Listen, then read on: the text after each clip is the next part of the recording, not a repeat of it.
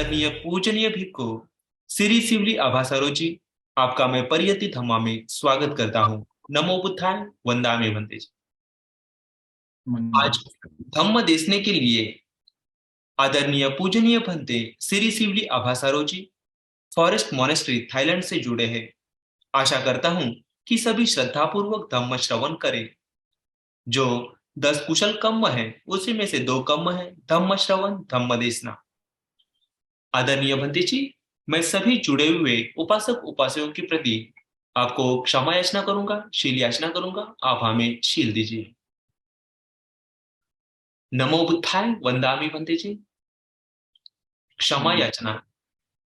ओकास वंदामि भंते द्वारतेन मया कतं सप्पं अपराधं क्षमतु मे भंते। द्वितीयंपि ओकास वंदामि भंते द्वारतेन मया कतं सप्पं अपराधं क्षमतु मे भंते। तृतीयंपि ओकास वंदामि भंते द्वारतेन मया कतं सप्पं अपराधं क्षमतु मे भंते। खमतु खमतु खमामि अभिवादन शीलस्य नित्यं उदापचारि चत्तारो यन्नामद्यन्ते आयु वन्नो सुखं वदन्ति। साधु साधु साधु साधु। पंचशील याचना। ओकास अहं भंते तिसरणेन सह पञ्चशीलं धम्मं याचामि अनुग्रहं कृत्वा शीलं देतु मे भंते।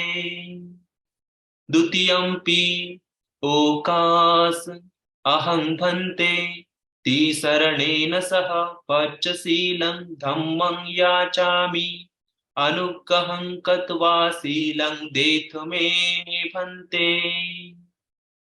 तृतीयंपि ओकास अहं भंते तिसरणेन सह पञ्चशीलं धम्मं याचामि अनुग्रहं कृत्वा शीलं देतु मे भंते।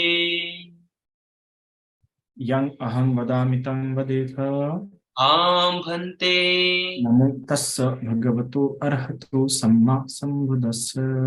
नमो तस्स भगवतो अरहतो सम्मा सम्बुद्धस्स। नमो तस्स भगवतो अरहतो सम्मा सम्बुद्धस्स। नमो तस्स भगवतो अरहतो सम्मा सम्बुद्धस्स। बुद्धं शरणं गच्छामि। बुद्धं शरणं गच्छामि। धम्मं शरणं गच्छामि। धम्मं शरणं गच्छामि। संघं शरणं गच्छामि। संघं शरणं गच्छामि। तृतीयंपि बुद्धं शरणं गच्छामि। द्वितीयंपि बुद्धं शरणं गच्छामि। तृतीयंपि धम्मं शरणं गच्छामि। द्वितीयंपि धम्मं शरणं गच्छामि। तृतीयंपि संघं शरणं गच्छामि। द्वितीयंपि संघं शरणं गच्छामि। तृतीयंपि बुद्धं शरणं गच्छामि। तृतीयंपि बुद्धं शरणं गच्छामि। तृतीयंपि धम्मं शरणं गच्छामि। तृतीयंपि धम्मं शरणं गच्छामि। तृतीयंपि संघं शरणं गच्छामि। तृतीयंपि संघं शरणं गच्छामि। शरणागमनं निठितम्। आं भंते। पानातिपाता वेरमणि सिक्खापदं समादयामि। पानातिपाता वेरमणि सिक्खापदं समाधियामि। अदिन्नदाना वेरमणि सिक्खापदं समादयामि। अदिन्नदाना वेरमणि सिक्खापदं समाधियामि। कामेषु मिच्छाचारा वेरमणि सिक्खापदं समादयामि। कामेषु मिच्छाचारा वेरमणि सिक्खापदं समाधियामि। मुत्सवादा वेरमणि सिक्खापदं समादयामि। मुसावादा वीरमणि सिक्खापदं समाधियामि सुरामेरय मज्जपमादठाना वेरमणि सिक्खापदं समाधियामि सुरामेरय मज्जपमादठाना वीरमणि सिक्खापदं समाधियामि साधु साधु साधु इति शरणेन सन्धि पंचशीलं धम्मं साधुकं सुलिखितं तत्त्व अपमादेन शील संपादितव्यो आं भन्ते साधु साधु साधु साधु साधु बुद्धं नमामि धम्मं नमामि संघं नमामि अहं वन्दामि सर्वदा साध साध साध।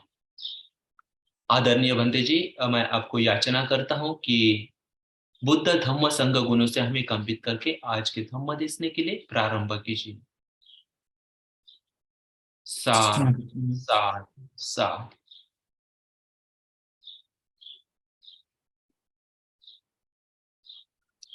तो आज का जो विषय है, खासकर जो धर्म में है, हम जिसे कहेंगे ना, पति पत्नी के रूप, पति पत्नी साथ में होते हुए जो धर्म का पालन कर रहे हैं, है ना, साथ में एक दूसरे को साथ देते हुए धर्म में, है ना, धर्म का साथ में अध्ययन करते हुए धर्म में प्रगति कर रहे हैं, उन लोग के लिए ये विषय आज का बहुत अच्छा है। आज की कहानी बहुत अच्छी है। पर हम सिर्फ आज इसमें से भंते काश्यप जी के बारे में जानेंगे, उनके पत्नी के बारे में नहीं जानेंगे। पर फिर भी कुछ उनके जो पूर्व के जन्म है, जिसमें दोनों पति पत्नी साथ में कर्म की है, ऐसे एक दो इंस्टेंस, ऐसे एक दो उदाहरण इसमें आते हैं, तो से में बहुत प्रेरणादायी है। इसलिए मुझे भी बनते काश्यप जी का जीवन इसलिए मुझे बहुत पसंद है, क्योंकि अगर एक कपल के रूप में, एक पति पत्नी के रूप में, सहयोगी के रूप में किस प्रकार जीवन होना चाहिए, किस प्रकार दोनों मिलके एक धर्म में प्रगति कर सकते हैं और कैसे एक दूसरे को सहायता देना चाहिए, किस प्रकार का साथ होना चाहिए, जिस कथा के द्वारा मिलता है। इसलिए मुझे बनते अरंत का जो मुनि है हमारे काश्यप जी, उनकी कथा बहुत पसंद है। हो सकता है शायद से कि आज थोड़ा सा प्रवचन लंबा हो जाए, क्योंकि तो आज थोड़ा सा विषय ही वैसा है। क्योंकि जिस प्रकार हम इसको देखते हैं कि बनते सारिपुत्र और मोगलायन का जो महत्व है, उतना ही महत्व बनते काश्यप का है। भले ही वो भगवान बुद्ध के राइट हैंड और लेफ्ट हैंड नहीं होंगी, पर इसका मतलब ये नहीं कि उनका महत्व कम हो जाता है। उनका महत्व उस उतने ही है। अगर देखा जाएगा तो हाँ, पारमिता के रूप में देखा जाएगा, ज्यादा उन्होंने पारमिता की है। लेकिन हम यह देख सकते हैं कि जैसे भगवान बुद्ध में 32 लक्षण थे महापुरुष के, बनते महाकाश्यप में 7 लक्षण थे, जो कि बहुत बड़ी बात हो जाती है। 7 लक्षण, बड़ी मुश्किल से 2-3 लक्षण, 3 या 4, ज्यादा 3 लक्षण देखने के लिए मिल जाते किसी व्यक्ति में, पर 3 से ज्यादा 7 लक्षण हमें बनते महाकाश्यप में महापुरुषों के लक्षण थे। और इसके अलावा वो उन्होंने पहले संगायन के वो अध्यक्ष भी रह चुके, इसलिए बनते महाकाश्यप का भी बौद्ध संस्कृति में, बुद्ध शासन में एक बहुत ही महत्वपूर्ण स्थान हो जाता है। और जिस प्रकार से दूसरी बात जो है कि दूसरी बात है कि उन्होंने जो लिया था, बनते प्रवचन दे रहा हूँ मैं, बाद में बात करता। और दूसरी बात जो है कि उनका वो आने वाले बुद्ध जो है, उनका दाह संस्कार करने वाले हैं, जैसे मैत्रेय बुद्ध, तब तक उनका शरीर रहने वाला है। इसलिए भी बनते महाकाश्यप का एक बहुत ही महत्वपूर्ण स्थान बौद्ध संस्कृति, बुद्ध शासन और बौद्ध उपासक को के श्रद्धा के लिए है। तो चलिए जानते बनते महाकाश्यप जी के बारे में। हम सभी जानते हैं कि अग्र श्रावक, जैसे अग्र महाश्रावक को छोड़ के, सारिपुत्र और मोगलैंड को छोड़ के बाकी सारे जो अग्र श्रावक देखने के लिए मिलते हैं, उन सभी अग्र श्रावकों ने पदुमत्थर बुद्ध, उनके पास से क्या किया था, अनुमोदन प्राप्त किया था अग्र श्रावक होने के लिए या महाश्रावक होने के लिए, क्योंकि आज से 1 लाख कल्प पहले हुए थे, है ना, पदुमत्थर बुद्ध। तो इस प्रकार मोस्ट ऑफ जो अग्र श्रावक है, महाश्रावक है, उन्होंने जो अनुमोदन प्राप्त किया था भगवान बुद्ध की जो गृह नगरी थी उस समय के पदुमत्थर बुद्ध की, हेमसावती, ज्यादातर उन्होंने वहीं से लिया था। तो हम देखते हैं कि पदुमत्तर बुद्ध जब अपनी हमसावती नगरी में वास कर रहे थे उस समय, क्योंकि उन्होंने बहुत लंबा समय वहां रहा है। इस प्रकार हम देखते हैं कि गौतम बुद्ध, ये जो है गौतम बुद्ध अपनी गृह नगरी में, जन्म नगरी में ज्यादा लंबा समय नहीं रहे। एक दिन रहे और फिर वहां से निकल गए, एक या दिन, ज्यादा दिन नहीं रहे। पर पहले वाले जो बुद्ध थे पदुमत्तर बुद्ध, क्योंकि उनका शासन बहुत लंबा था, बहुत लंबे लंबे साल जिए वो लोग, इसलिए वो लोग बहुत लंबा लंबा साल रहे। हम देखते हैं कि 1200 साल वहां पे रहे, या 12,000 साल, या 12 साल, ऐसे लंबा लंबा समय वहां पे रहे, है ना। लेकिन यह जो है हमारे बुद्ध, वो लंबा नहीं रह पाए, क्योंकि इनकी आयु कम थी। आयु कम होने के कारण कई लोगों को मुक्त करना था।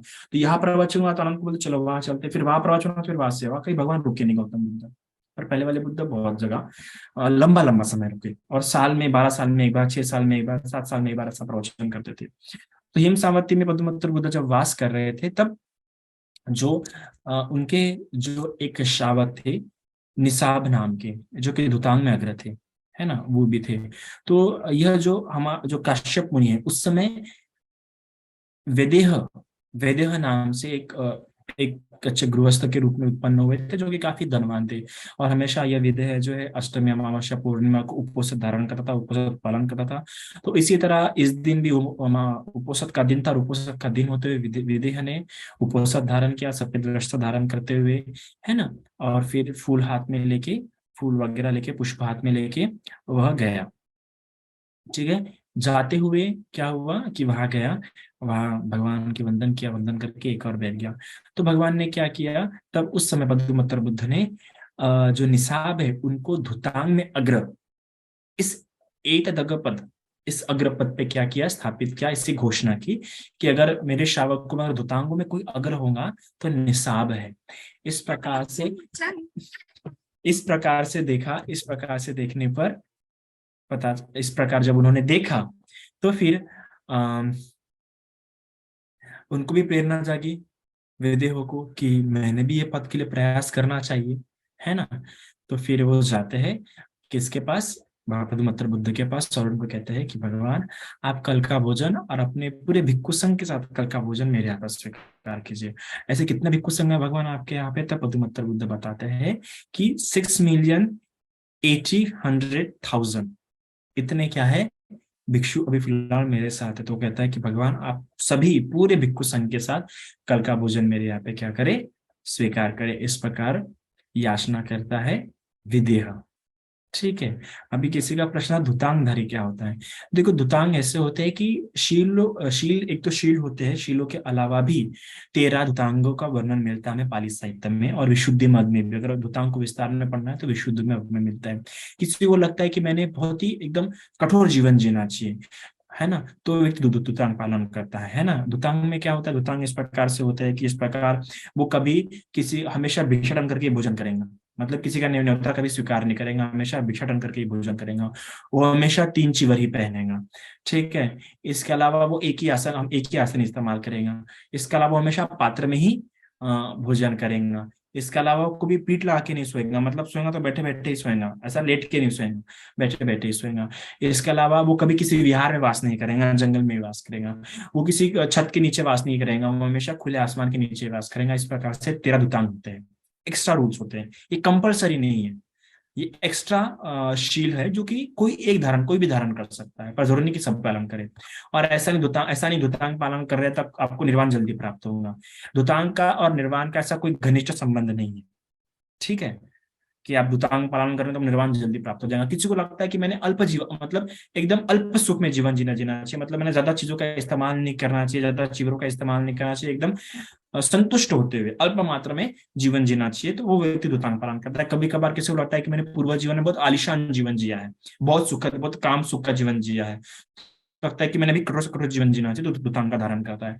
या फिर किसी को लगता है कि मैंने पूर्व के जीवन में, पूर्वाश्रम में बहुत, तो फिर वो ये सोचते भी धुतांग पालन करता है। पर धुतांग का ऐसा कोई संबंध नहीं है कि वो निर्वाण जल्दी प्राप्त करेगा। धुतांग एक सब्सिडरी है, मतलब सब साइड वाला पोस्ट। तो इस प्रकार धुतांग होता है। तो धुतांग में उस समय पद्मोत्तर बुद्ध के समय में जो है निसाब, यह अग्र थे। तो इस प्रकार से दूसरे दिन के लिए आमंत्रित करते हैं पद्मोत्तर बुद्ध को विदेह।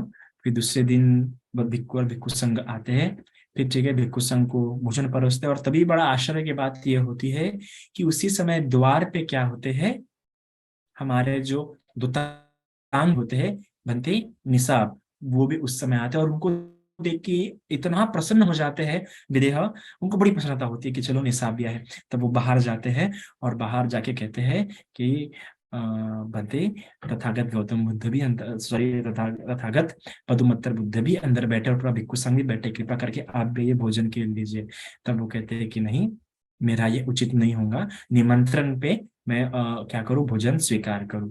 इस प्रकार जानते हुए वो फिर बाहर ही उनका पात्र लेते हैं, उनके पात्र को धोते हैं, उनके पात्र में अन्न डालते हैं और अन्न डालते हुए उनको देते हैं और फिर बाहर से ही पिंडपात करके जो हमारे बनते हैं वो चले जाते हैं। फिर इस प्रकार जाने के बाद वो अंदर आते हैं और अंदर आने के बाद विधेय बताते हैं पदुमत्तर बुद्ध को कि बनते, मैंने बनते निसाब को बताया कि आप अंदर बैठे हुए हैं, आप भोजन के लिए अंदर बैठे, पूरा भिक्षु संघ अंदर बैठा है, तो कृपा करके आप भी आइए। पर बनते निसाब अंदर नहीं आए। तब पदुमत्तर बुद्ध कहते हैं विदेह, देखो जिस तरीके से हम तुम्हारे निमंत्रण पे भोजन के लिए यहाँ पे आए हैं, तुम्हारे निमंत्रण, और अभी हम उस भोजन के लिए क्या कर रहे हैं, प्रतीक्षा कर रहे हैं। पर बनते निसाब वैसे नहीं है, वो तो भिक्षाटन करके ही भोजन करते हैं, किसी का निमंत्रण स्वीकार नहीं करते हैं, है ना। किसी के भोजन के निमंत्रण के लिए वो प्रतीक्षा नहीं करते।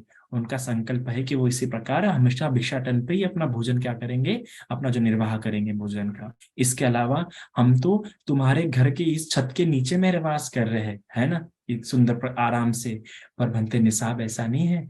बनते निसाब तो खुले आसमान के नीचे वास करते हैं, है ना। इस तो इस प्रकार से वो बनते निसाब के बारे में विधेय को बताते हैं, क्योंकि वो दुतांगधारी, दुतांग का क्या कर रहा है, पा रहा है, एकदम अल्प मात्रा में अपना जीवन जीते, अल्प मात्रा सुख में अपना वो जीवन यापन कर रहा है। इस प्रकार सुन के बनते निसाब के प्रति असीम श्रद्धा विधेय में उत्पन्न हो जाती है। और वो भी सोचता है कि मेरे पास इतनी संपत्ति है, क्या इस संपत्ति से मुझे कुछ लाभ होगा? ये संपत्ति जो मैं भोग रहा हूँ, इस भोग संपत्ति तो एक ना एक दिन क्या हो जाएंगी, नष्ट हो जाएंगी, है ना। और ये संपत्ति आखिर में कितना भी कुछ कर लो, इस संपत्ति से मुझे उतना तो जो सुख प्राप्त नहीं होगा, है ना। और ये जो वन वनमाचर्या है, वनमाचर्या जो है, मतलब वन प्रस्थान जो चर्या है, ये नियम मैंने भी क्यों ना आने वाले बुद्ध के समय में मैंने भी ये चर्या धारण करते हुए आने वाले समय में ऐसे इस प्रकार अग्रपद इतदगपद प्राप्त करना चाहिए, ऐसा सोचते हुए वो भगवान बुद्ध को देखता है, सोचता है कि मैंने भी पदुमत्तर बुद्ध के पास से इसका वर मांगना चाहिए। पर मैंने जो आज दान दिया, मुझे लगता नहीं कि मैं जो महान पद की कामना कर रहा हूँ, वो महान पद मेरे ख्याल से इस एक दान से या इस दान से नहीं होगा। कुछ समय को भोजन दान देने के बाद भी उसे क्या लग रहा है कि ये दान उतना महान नहीं है, क्योंकि वो पद की वो महिमा जानते हैं, पद की गरिमा जानते हैं, है ना। तो अक्सर कभी कभार होता है कि हम प्रतिक्रिया करते या कुछ संकल्प करते हैं पुण्य को लेके, हम नहीं सोचते जो संकल्प करा जिस पुण्य को लेके वो पुण्य कितना महान है, और मेरा जो कृत्य, मेरी जो सेवा है वो कैसी है, उसके हिसाब से ही हमने संकल्प करना चाहिए, और नहीं तो उसके हिसाब से फिर आगे और पुण्य। तो इसी प्रकार क्या होता है, वेद भी करता है। भगवान पदुमत्तर को कहते हैं कि भगवान कृपा करके आने वाले और 6 दिनों के लिए मेरा भोजन पूरे भिक्षु संघ के साथ सही स्वीकार कीजिए। इस प्रकार पूरे लगातार 7 दिन वो पदुमत्तर बुद्ध और भिक्षु संघ को भोजन देने के बाद आखिरी में 7वें दिन में पूरे भिक्षु संघ को चीवर दान करता है ना।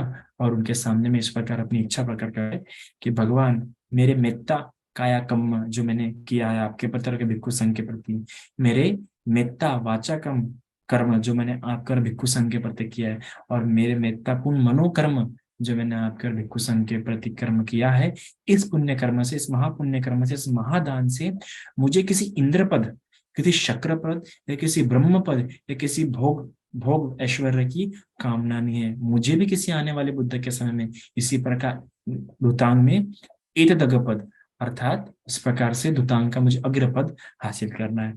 तब पदुमत्तर बुद्ध देखते हैं इसका आने वाला काल, इसका छंद देखते हैं, छंद और आने वाला काल इस प्रकार देखने पर पता लगता है कि हाँ ये प्राप्त कर सकता है, पर इस जन्म में नहीं और आने वाले बुद्ध के समय में नहीं। तो ऐसे कई कल्प बीतने के बाद, 1 लाख कल्प बीतने के बाद तुम्हारा क्या होगा, ये आशना पूरी उस समय गौतम बुद्ध के शासन काल रहेगा और तुम उस समय दुतांग पद धारण करोगे। इस प्रकार अनुमोदन उसे प्राप्त होता है। अनुमोदन प्राप्त होने के बाद इसी प्रकार वो वहां पे पूरा सुख से जीवन जीता है। जीवन जीने के बाद उसे सुगति होती है, देवलोक में उत्पन्न होता है। और फिर कभी देवलोक से च्युत होने के बाद जो विपश्य बुद्ध का काल रहता है, तब फिर से उसका क्या होता है, जन्म होता है। और तब उसका क्या होता है, गरीब ब्राह्मण के रूप में जन्म होता है।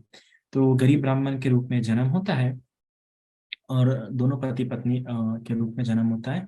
और तब वहाँ पे विपस्सी बुद्ध पास में आए हुए रहते हैं और उनका प्रवचन शुरू रहता है ना। तब क्या होता है कि वो 7 साल में या 6 साल में से एक बार प्रवचन देते थे। वो वाले विपस्सी बुद्ध 6 या 7 साल में एक बार देते थे। तो क्या रहता है, जब देते थे तो दिन में भी देते थे और रात में भी देते। दिन में मतलब इवनिंग में, शाम के समय भी देते थे, और रात भर भी देते थे। तब ये जो गरीब ब्राह्मण थे, ये गरीब ब्राह्मण दोनों पति पत्नी के पास क्या था, ऊपर में पहनने के लिए सिर्फ एक ही कपड़ा था। इतने गरीब थे ये लोग। तो अभी उन दोनों को इच्छा हुई धर्म सुनने के लिए जाने की, पर कैसे जाए, एक ही कपड़ा, दोनों साथ में जा नहीं सकते। और वो लोग हमेशा क्या करते थे कि अगर किसी को बाहर जाना रहेगा तो एक जन घर में रहेगा, दूसरा जन वो एक कपड़ा ऊपर में लपेट के जाता था। इसलिए कई सारे लोग उस पर एक गांव में उन लोगों को क्या कहते थे, एक साक्षी ब्राह्मण, मतलब जिनके पास एक ही साठी थी ऊपर लपेटने के लिए, है ना, एक साठी ब्राह्मण कहते थे उन लोगों को सभी। तो इस प्रकार पता लगने पर फिर उन्होंने सोचा कि कौन जाना पसंद करेगा। देखो, तुम क्या बताओ, तुम कैसे जाना पसंद करोगी, अपने पति को पूछता है भाग्यवान। तुम शाम में जाना पसंद करोगी या रात में जाना पसंद करोगी। तब वो कहती है कि यह महिलाओं का ठीक नहीं कि वो रात में जाए, है ना, और रात में हम सुन भी नहीं पाएंगे, और रात में अकेले जाना हमारे लिए ठीक भी नहीं। तो मैं शाम में ही जाना पसंद करूंगी, तो मैं शाम में जाती हूँ, फिर मेरे आने के बाद आप चले जाइएगा। इस प्रकार से जो उसकी पत्नी है वो शाम में धर्म सुनने के लिए जाती है, फिर वापस आती है, और फिर भी ये वो साटी का धारण करते हुए रात में पड़ जाता है। तो जो रात का पहला याम, हमें पता है कि 3 घंटे का एक याम होता है। तो जब 3 घंटे का या किसी किसी इसमें 4 घंटे का भी दिया है, तो रात के पहले याम में जाता है ब्राह्मण प्रवचन सुनने के लिए। और जब वो पहला प्रवचन सुनता है, वो पहले याम में जब प्रवचन, पहला याम का प्रवचन खत्म हो जाता है, तो प्रवचन सुन के उसमें पूरी प्रीति भर जाती है। जिस प्रकार हम जानते हैं 5 तरह की प्रीति होती है, तो 5 तरह की प्रीति से वो पूरा भर उठता है और उससे कुछ ना कुछ देने का भाव उत्पन्न हो जाता है। ये देने का भाव बहुत सरल है। जब हम धर्म सुनते हैं, धर्म सुन के जब किसी के पास से धर्म सुनते हैं और अच्छा सुनने के लिए मिलता है, तो ये देने का भाव अपने आप उत्पन्न हो जाता है। इसलिए भी कहते हैं ना कि सब रसं धम्म रसं जिनाति, कि जब धर्म रस सकता है तो ये भाव अपने आप देने का भाव उत्पन्न होता है, कि मैंने इतना सुंदर अद्भुत बात मैंने इनसे सुनी जिससे मेरा कल्याण हो रहा है, जिससे मुझे सुख प्राप्त होगा, जिससे मेरे जन्म जन्मों के दुख दूर होंगे, तो मैंने भी कुछ देना चाहिए। तो उससे भी वो इतना गरीब होने पर भी उसकी इच्छा कि मैंने भी कुछ देना चाहिए। तो क्या तो इच्छा भी जो मैंने साठी का पे नहीं वो देते था वो, पर कैसे दूर रुक गया, तभी उसमें माच्छर, कंजूसी भाव या माशरा भाव जो होता है वो उत्पन्न हो गया। माचरा भाव उत्पन्न हो गया कि मैं ऐसे कई ऐसे हजार विचार उसके मन में उत्पन्न हो गए कि दूंगा तो कैसे होगा, एक ही तो है, वगैरह वगैरह, ऐसे कई सारे। और पर ये सारे विचार से ज्यादा उसको जो सबसे गहरा विचार जो उसको उसने रोका दान देते समय, वो ये था कि मेरी पत्नी कैसे आएंगे, कैसे फिर पहनेंगे, हम दोनों पति पत्नी के पास एक ही तो है। मुझे बाहर जाना रहेगा तो मैं पहनता हूँ, मेरी पत्नी घर में रहेंगी, और मेरी पत्नी को बाहर जाना रहेगा तो मैं पहनता हूँ। इसी कारण फिर वो पहले याम में रुक जाता है। दूसरा याम का प्रवचन होता है। दूसरा याम का प्रवचन होने के बाद भी उसमें फिर से 5 तरह की प्रीति उत्पन्न होती है, और फिर से उसे देने का उत्पन्न होता है, फिर से हजार तरह के माचर्यपूर्ण कंजूसीपूर्ण लोभपूर्ण विचार उत्पन्न हो जाते हैं। फिर वो नहीं दे पाता, फिर रुक जाता है। और तीसरा याम होता है, फिर तीसरे याम का होने पर भी उसमें 5 तरह की प्रीति भर जाती है, और 5 तरह की प्रीति होने के बाद फिर से माचर्य मतलब लोभ युक्त विचार उत्पन्न हो जाते हैं। पर इस बार रुकता नहीं। इस बार वो सारे माचर्य विचारों का दमन करते हुए, शमन करते हुए उठता है, और भगवान के पास जाके भगवान के चरणों में वो क्या कर देता है, वो साटी का अर्पण कर देता है। और जम जम से ऐसे जो मतलब एकदम उत्साह के साथ, खुश आनंद के साथ ऐसा चिल्लाना शुरू कर देता है, बोलना शुरू कर देता है कि मैं जीत गया, मैं जीत गया, मैंने जीत हासिल कर ली, मैंने जीत हासिल कर ली।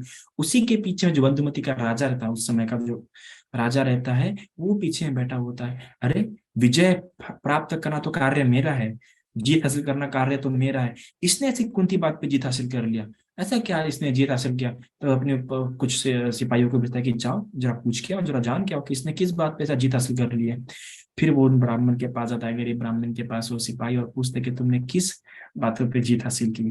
तब कहते हैं कि देखो, राजा तो क्या पड़ोसी राज्य पे, अपने शत्रु पे जीत हासिल करना चाहते हैं, किसी दूसरे राज्य पे जीत हासिल करना चाहते हैं, आक्रमण करके जीत हासिल करते हैं, खून खराबा करते हैं, है ना। फिर भी हाँ, उस मेहनत होती है, पर फिर भी ये जीत उतनी बड़ी जीत नहीं होती है।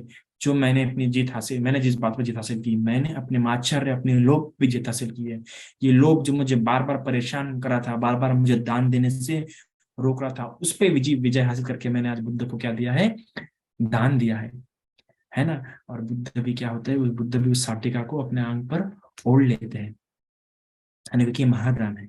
महादान इसलिए क्योंकि सुन के तुरंत ये भाव उत्पन्न हुआ, और उसके लिए भी उसने कितना अपने आप अपने मन को काटा है। और भगवान ने भी समय से पे कहा है ना, दानं च युद्धं च समान बाहु, कि दान करना और युद्ध करना दोनों समान है। क्यों? क्योंकि जिस प्रकार युद्ध में व्यक्ति यहाँ से करता है, वहां से करता है, उसी प्रकार दान में, दान करते में व्यक्ति ऐसे विचारों से, वैसे वैसे विचारों से कटते हुए उस पर जीत हासिल करके दान देता है। तो यही बात जाके फिर वो बताता है राजा को।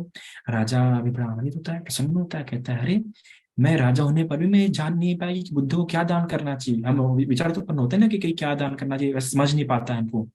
तो उसी प्रकार ये गरीब ब्राह्मण होने पर भी इसने जान लिया कि क्या बुद्ध को दान करना चाहिए। तो थोड़ा आनंद होता है। वो कहता है कि वो अपनी तरफ से एक साटिका देता है कि जाओ ये ब्राह्मण को दे के आ जाओ। फिर ब्राह्मण को जब देते तो ब्राह्मण फिर से वो साटिका बुद्ध को दान देता है।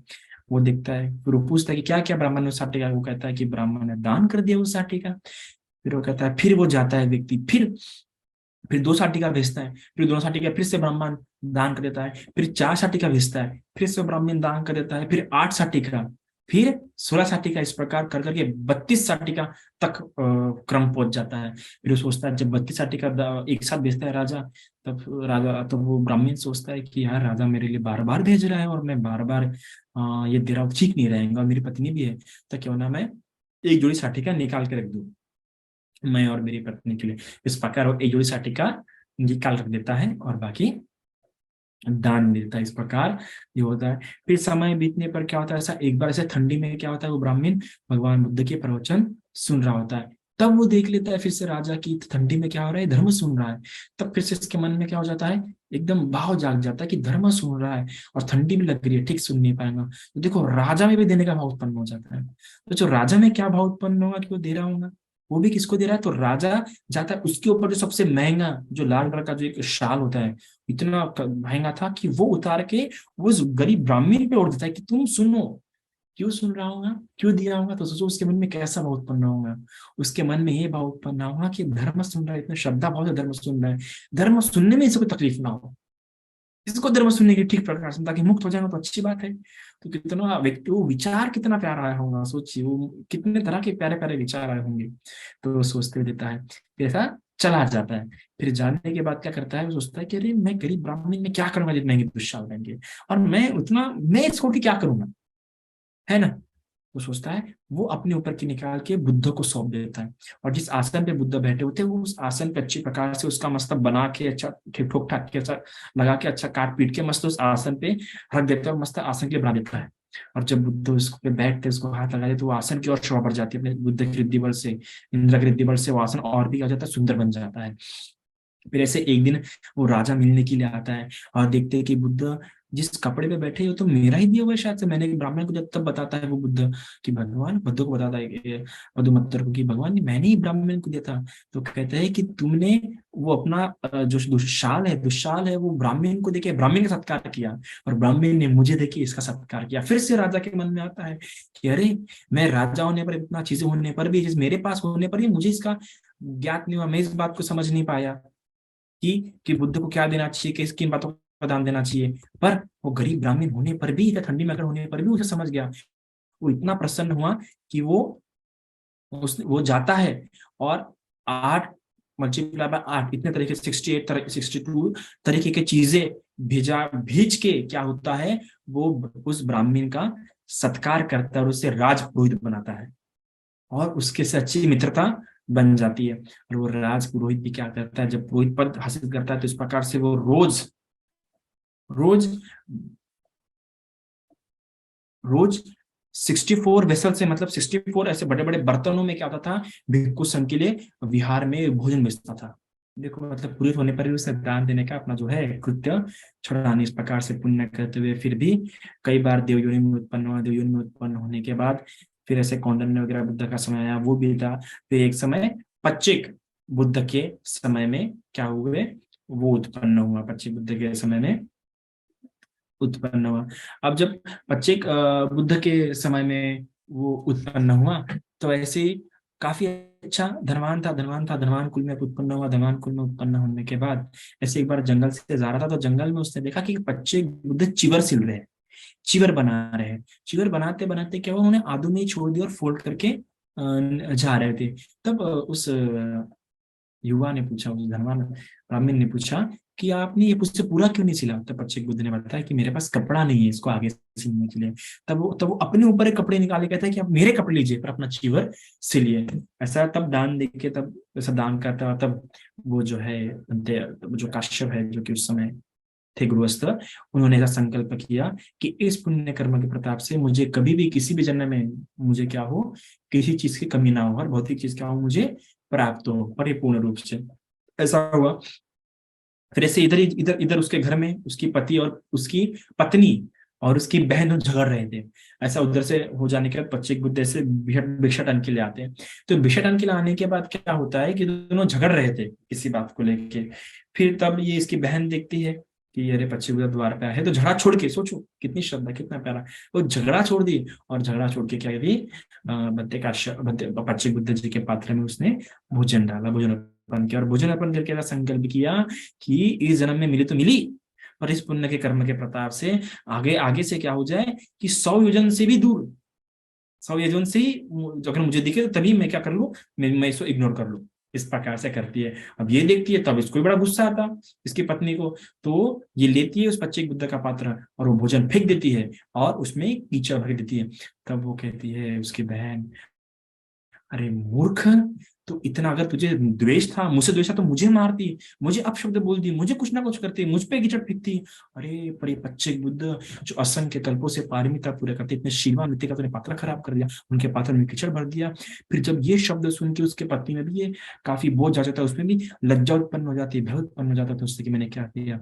वो कहती है, फिर पात्र वापस देती है और पात्र वापस लेने के बाद उस पात्र का कीचड़ फेंक कर उसको पात्र को अच्छी प्रकार से धोती है। अच्छी प्रकार से धोने के बाद उसमें चतु मधु डालती है और एकदम ऐसा देखिए देती है और भोजन एकदम चमकता है और पात्र भी एकदम चमकता है। तब इस चमकाट को देख के वो कहती है कि इस प्रकार ये पात्र चमक रहा है, ये भोजन चमक रहा है, उसी प्रकार मैं भी कई जन्म में इतने सुंदर हूँ, इतनी चमकदार मेरी सुंदरता रहे।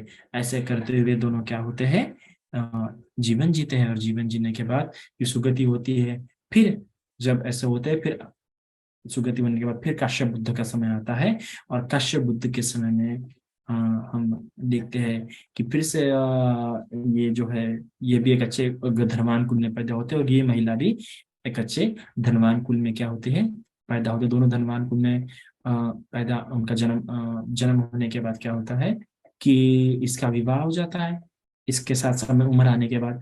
और जब विवाह होता है तो जैसे ही वो घर में प्रवेश करती है वैसे ही पूरे घर में एकदम दुर्गंध फैल जाती है, खतरनाक दुर्गंध फैल जाती है। तो क्यों फैलती है?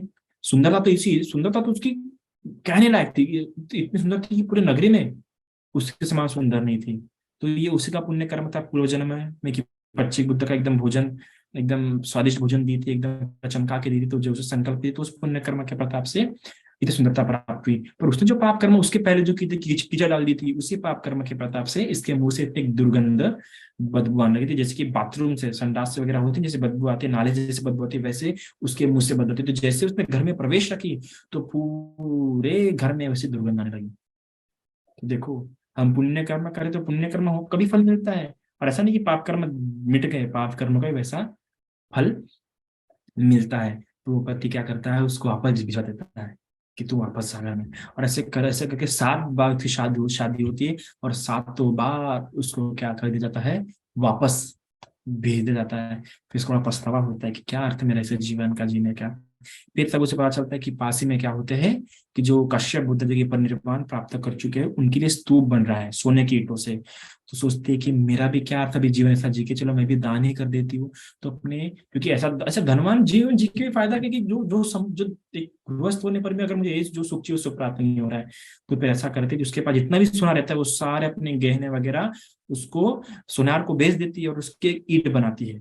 और वो ईंट लेके जहाँ पे स्तूप बन रहा है वहां जाती है, और वहां जाने के बाद क्या होता है, वहां जाने के बाद वहां पे ब्राह्मण को वो वहाँ के जो बना रहा होता है उसको कहती है कृपा करके ये मेरी ईंट लीजिए और आप वहाँ पे लगा दीजिए मेरी इस ईंट को। तब वो कहते हैं कि ये आखिरी ईंट बची है, कि ये आखिरी ईंट लगाना बचे, तो क्यों ना तुम ही अपने हाथों से लगा दो। फिर वो खुद जाती है, चढ़ती ऊपर, अपने हाथों से ईंट लगा दो। ईंट लगाने पर संकल्प करती है कि मेरा जो ये दुर्गंध है इस पुण्य कर्म से दूर हो जाए। और सही में उसका दुर्गंध क्या हो जाता है, दूर हो जाता है। तो उसी समय क्या होता है कि वो जो पहला पति रहता है जिसने जो छोड़ दिया रहता है, वो उस नगरी में आता है। कोई त्योहार रहता है, त्योहार को देखने के लिए। तब उसे आता है कि मेरी जो पत्नी थी वो भी इसी नगरी से थी। तो उसको इच्छा हुई कि चलो आज ये दिन उसी के साथ बिताया जाए। तो अपने कुछ भेजता है नौकरों की, जाओ उसका घर देखो और उसको बुला के लाओ।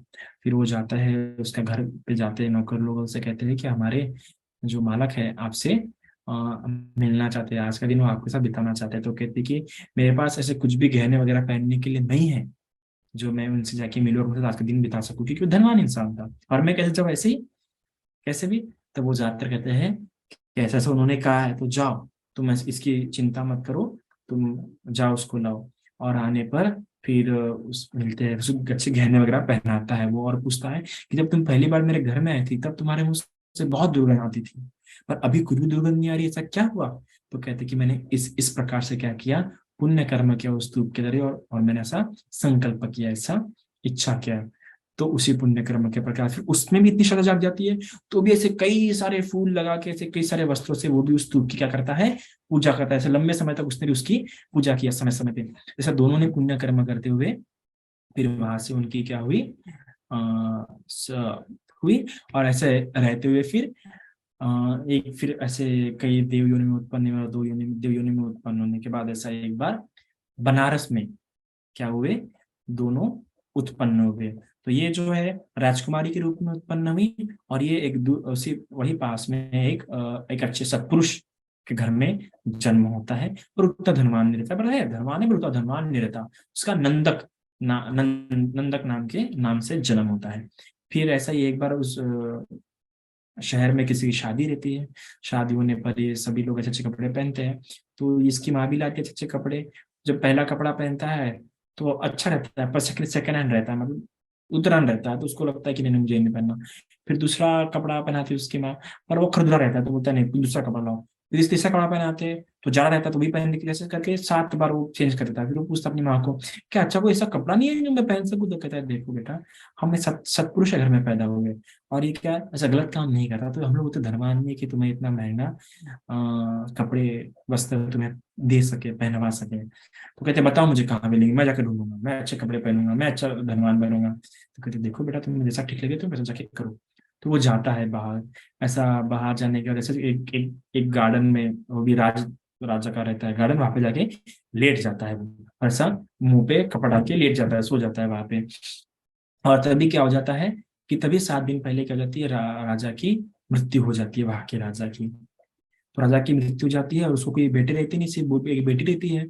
तो कहते हैं कि राजा की तो आवश्यकता है, सब पुरोहित बोलते हैं। फिर एक दूसरे का नाम लेते, तुम राजा बन जाओ, तुम राजा बन जाओ, पर कोई भी राजा बनने के लिए तैयार, क्योंकि वो धर्म का समय रहता है, धार्मिक लोग होते हैं।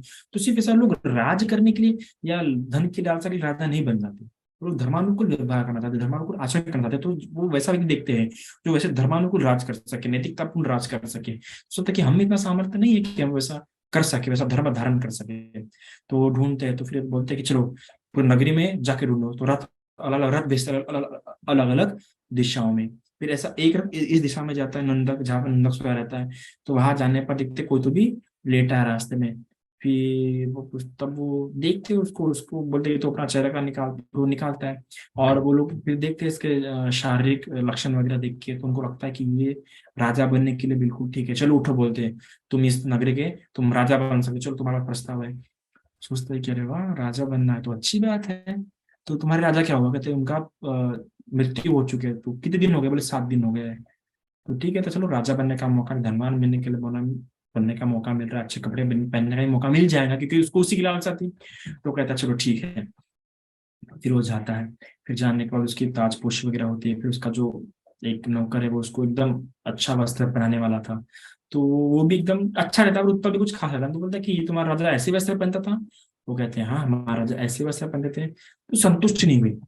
वो बोलता है कि तुम्हारा राजा इतना धनवान होने पर, उसके पास इतना ऐश्वर्य होने पर भी उसको सही परख नहीं थी।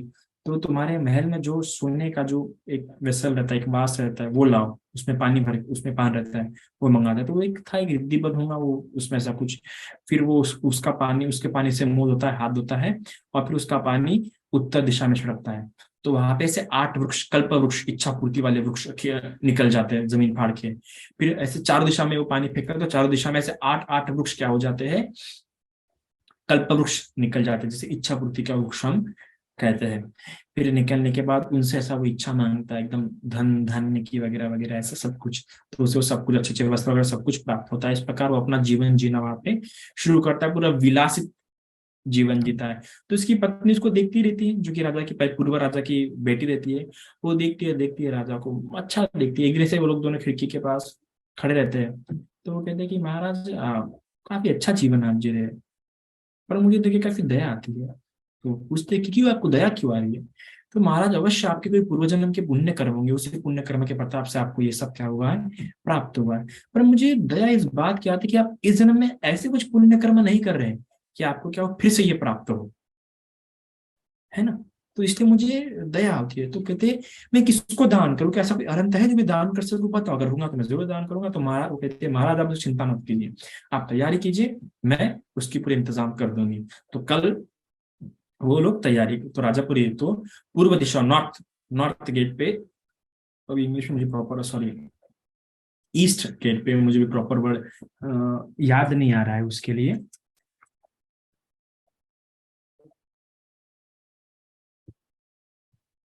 है ना? तो मुझे प्रॉपर वर्ड याद नहीं आ रहा उसके लिए, साउथ वगैरह के लिए हिंदी का। तो सबसे पहले वो साउथ गेट की तरफ, जो वहां का जो द्वार होता है, वहां पे अच्छा पूरा भोजन की तैयारी करता है। तो अभी ये क्या करती है, उपवास पालन करती है, दिन भर उपवास पालन करती है आज।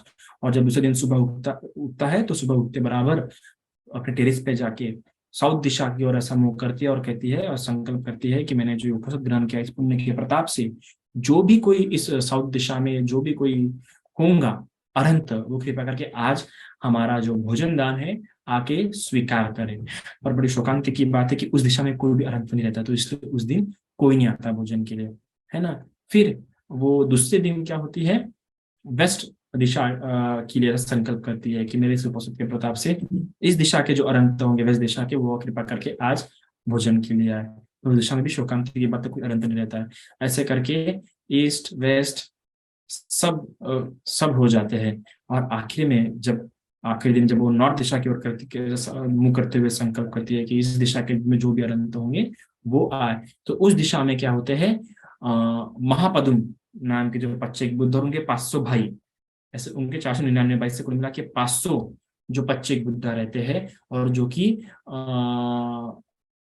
पद्मावती, सॉरी, पदु पदुमवती रानी जो रहती है, उसी के ये 500 बच्चे रहते हैं। और 500 के 500 जो बच्चे रहते हैं, 25 बुद्ध हो जाते हैं, 25 बुद्ध हो जाते हैं।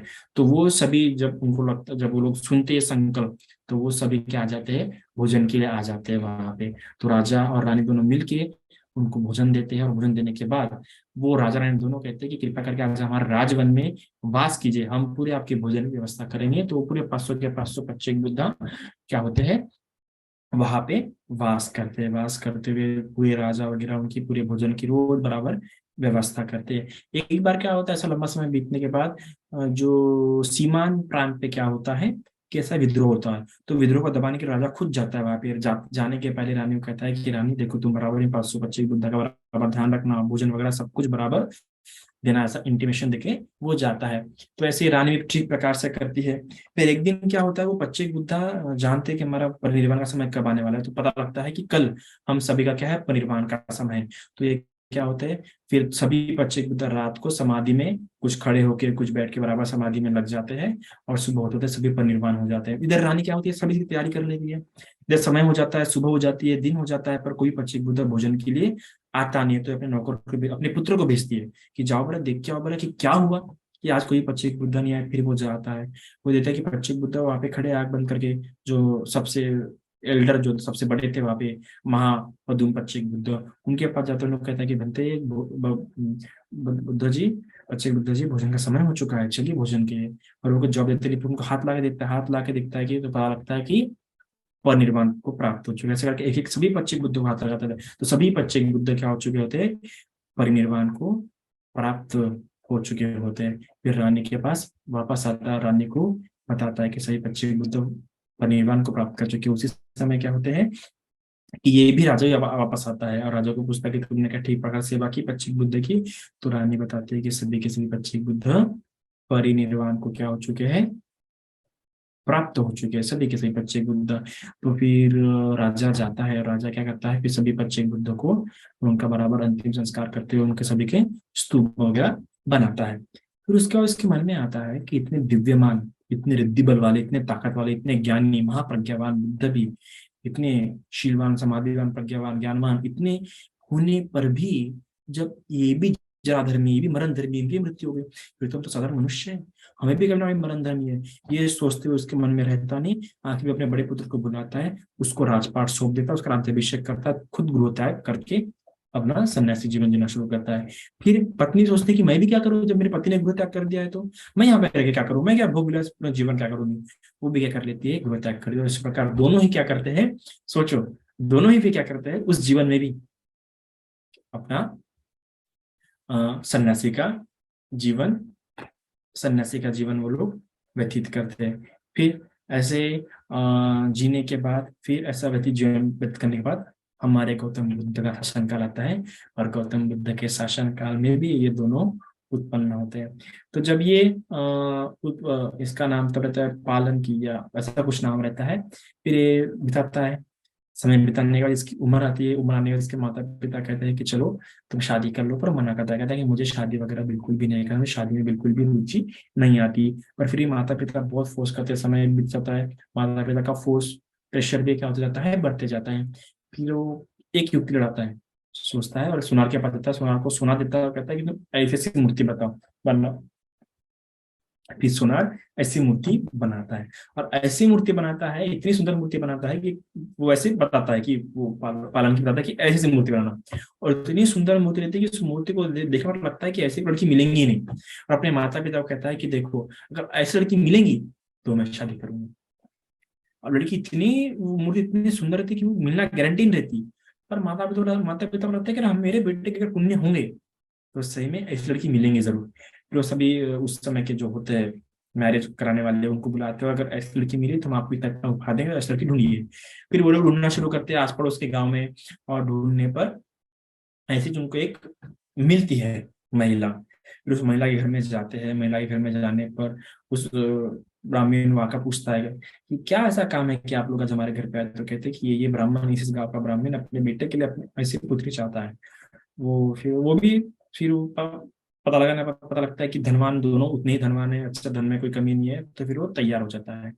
तैयार होने के बाद इसको इसे पता लग जाता है कि अरे वैसे लड़की मिल गई है तो भी क्या करे क्या करे, शादी तो करनी थी नहीं, हमने ऐसे ही कर दिया था, वैसे टल बात टालने के लिए बना दिया था ये मूर्ति, और अब मिल गई तो क्या करे क्या करे। फिर वो कैसा करता है, एक पत्र लिखता है, उस पत्र में लिखता है कि भगिनी देखो, तुम इतनी अच्छी हो, इतनी धनवान हो, पर मैं तुम्हारे लिए उतना योग्य नहीं हूँ, तुम्हें मुझसे भी अच्छा, मैं तो बहन करके संबोधित करता है, तुम्हें मुझसे भी अच्छा मिल सका, तुम उसको ऐसा उपयुक्त कर ढूंढ के शादी करो, तुम मुझसे शादी मत करो। उधर वो लड़की भी, वो भी ऐसी विचार की रहती है, समान विचार की, क्योंकि समान विचार से हम लोगों से मिलते हैं ना, जिससे मिलते जिससे भी हमारा व्यवहार बढ़ता है, बातें शातें बढ़ती है, उससे अपनापन फील होता है, तो समझो विचारों का मेल होने के कारण ही, धातु में मेल खाने के कारण ही होता है।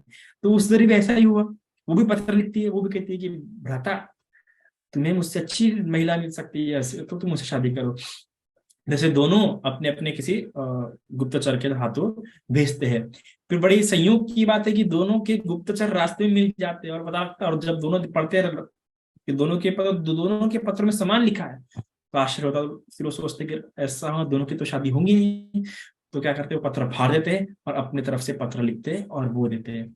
और आखिर में ऐसा क्या हो जाता है, आखिर में दोनों की शादी हो जाती है। शादी होने के बाद क्या होता है, एक रात ऐसी एक रात को जब उनकी शादी की रात रहती है ना, तो शादी की रात को दोनों पलंग पे बैठते हैं। पलंग पे बैठने के बाद जो उनकी वरमाला रहती है, वो वरमाला को पलंग के बीच में एक सीमा रेखा समान रख देते हैं, क्योंकि दोनों पहले ही बात कर रहे थे कि हमारी शादी मुझे करनी थी नहीं। फिर उन्हें लगता है कि शायद से उनके जो जिनके हाथ में पत्थर भेजे थे उन लोगों ने पत्थर क्या कर दिए, चेंज कर दिए, समझ जाते। फिर लोग एक एक विचार करते हैं, दोनों मिलकर एक सहमति करते हैं कि चलो हम दोनों के बीच में हमारी जो वरमाला पहने वो रख देते हैं। जिसकी वरमाला पहले सूख जाएंगी इसका मतलब उसके मन में कामुकता का विचार आया है। ठीक है, ऐसा जानते हुए वरमाला बीच में रख देते हैं।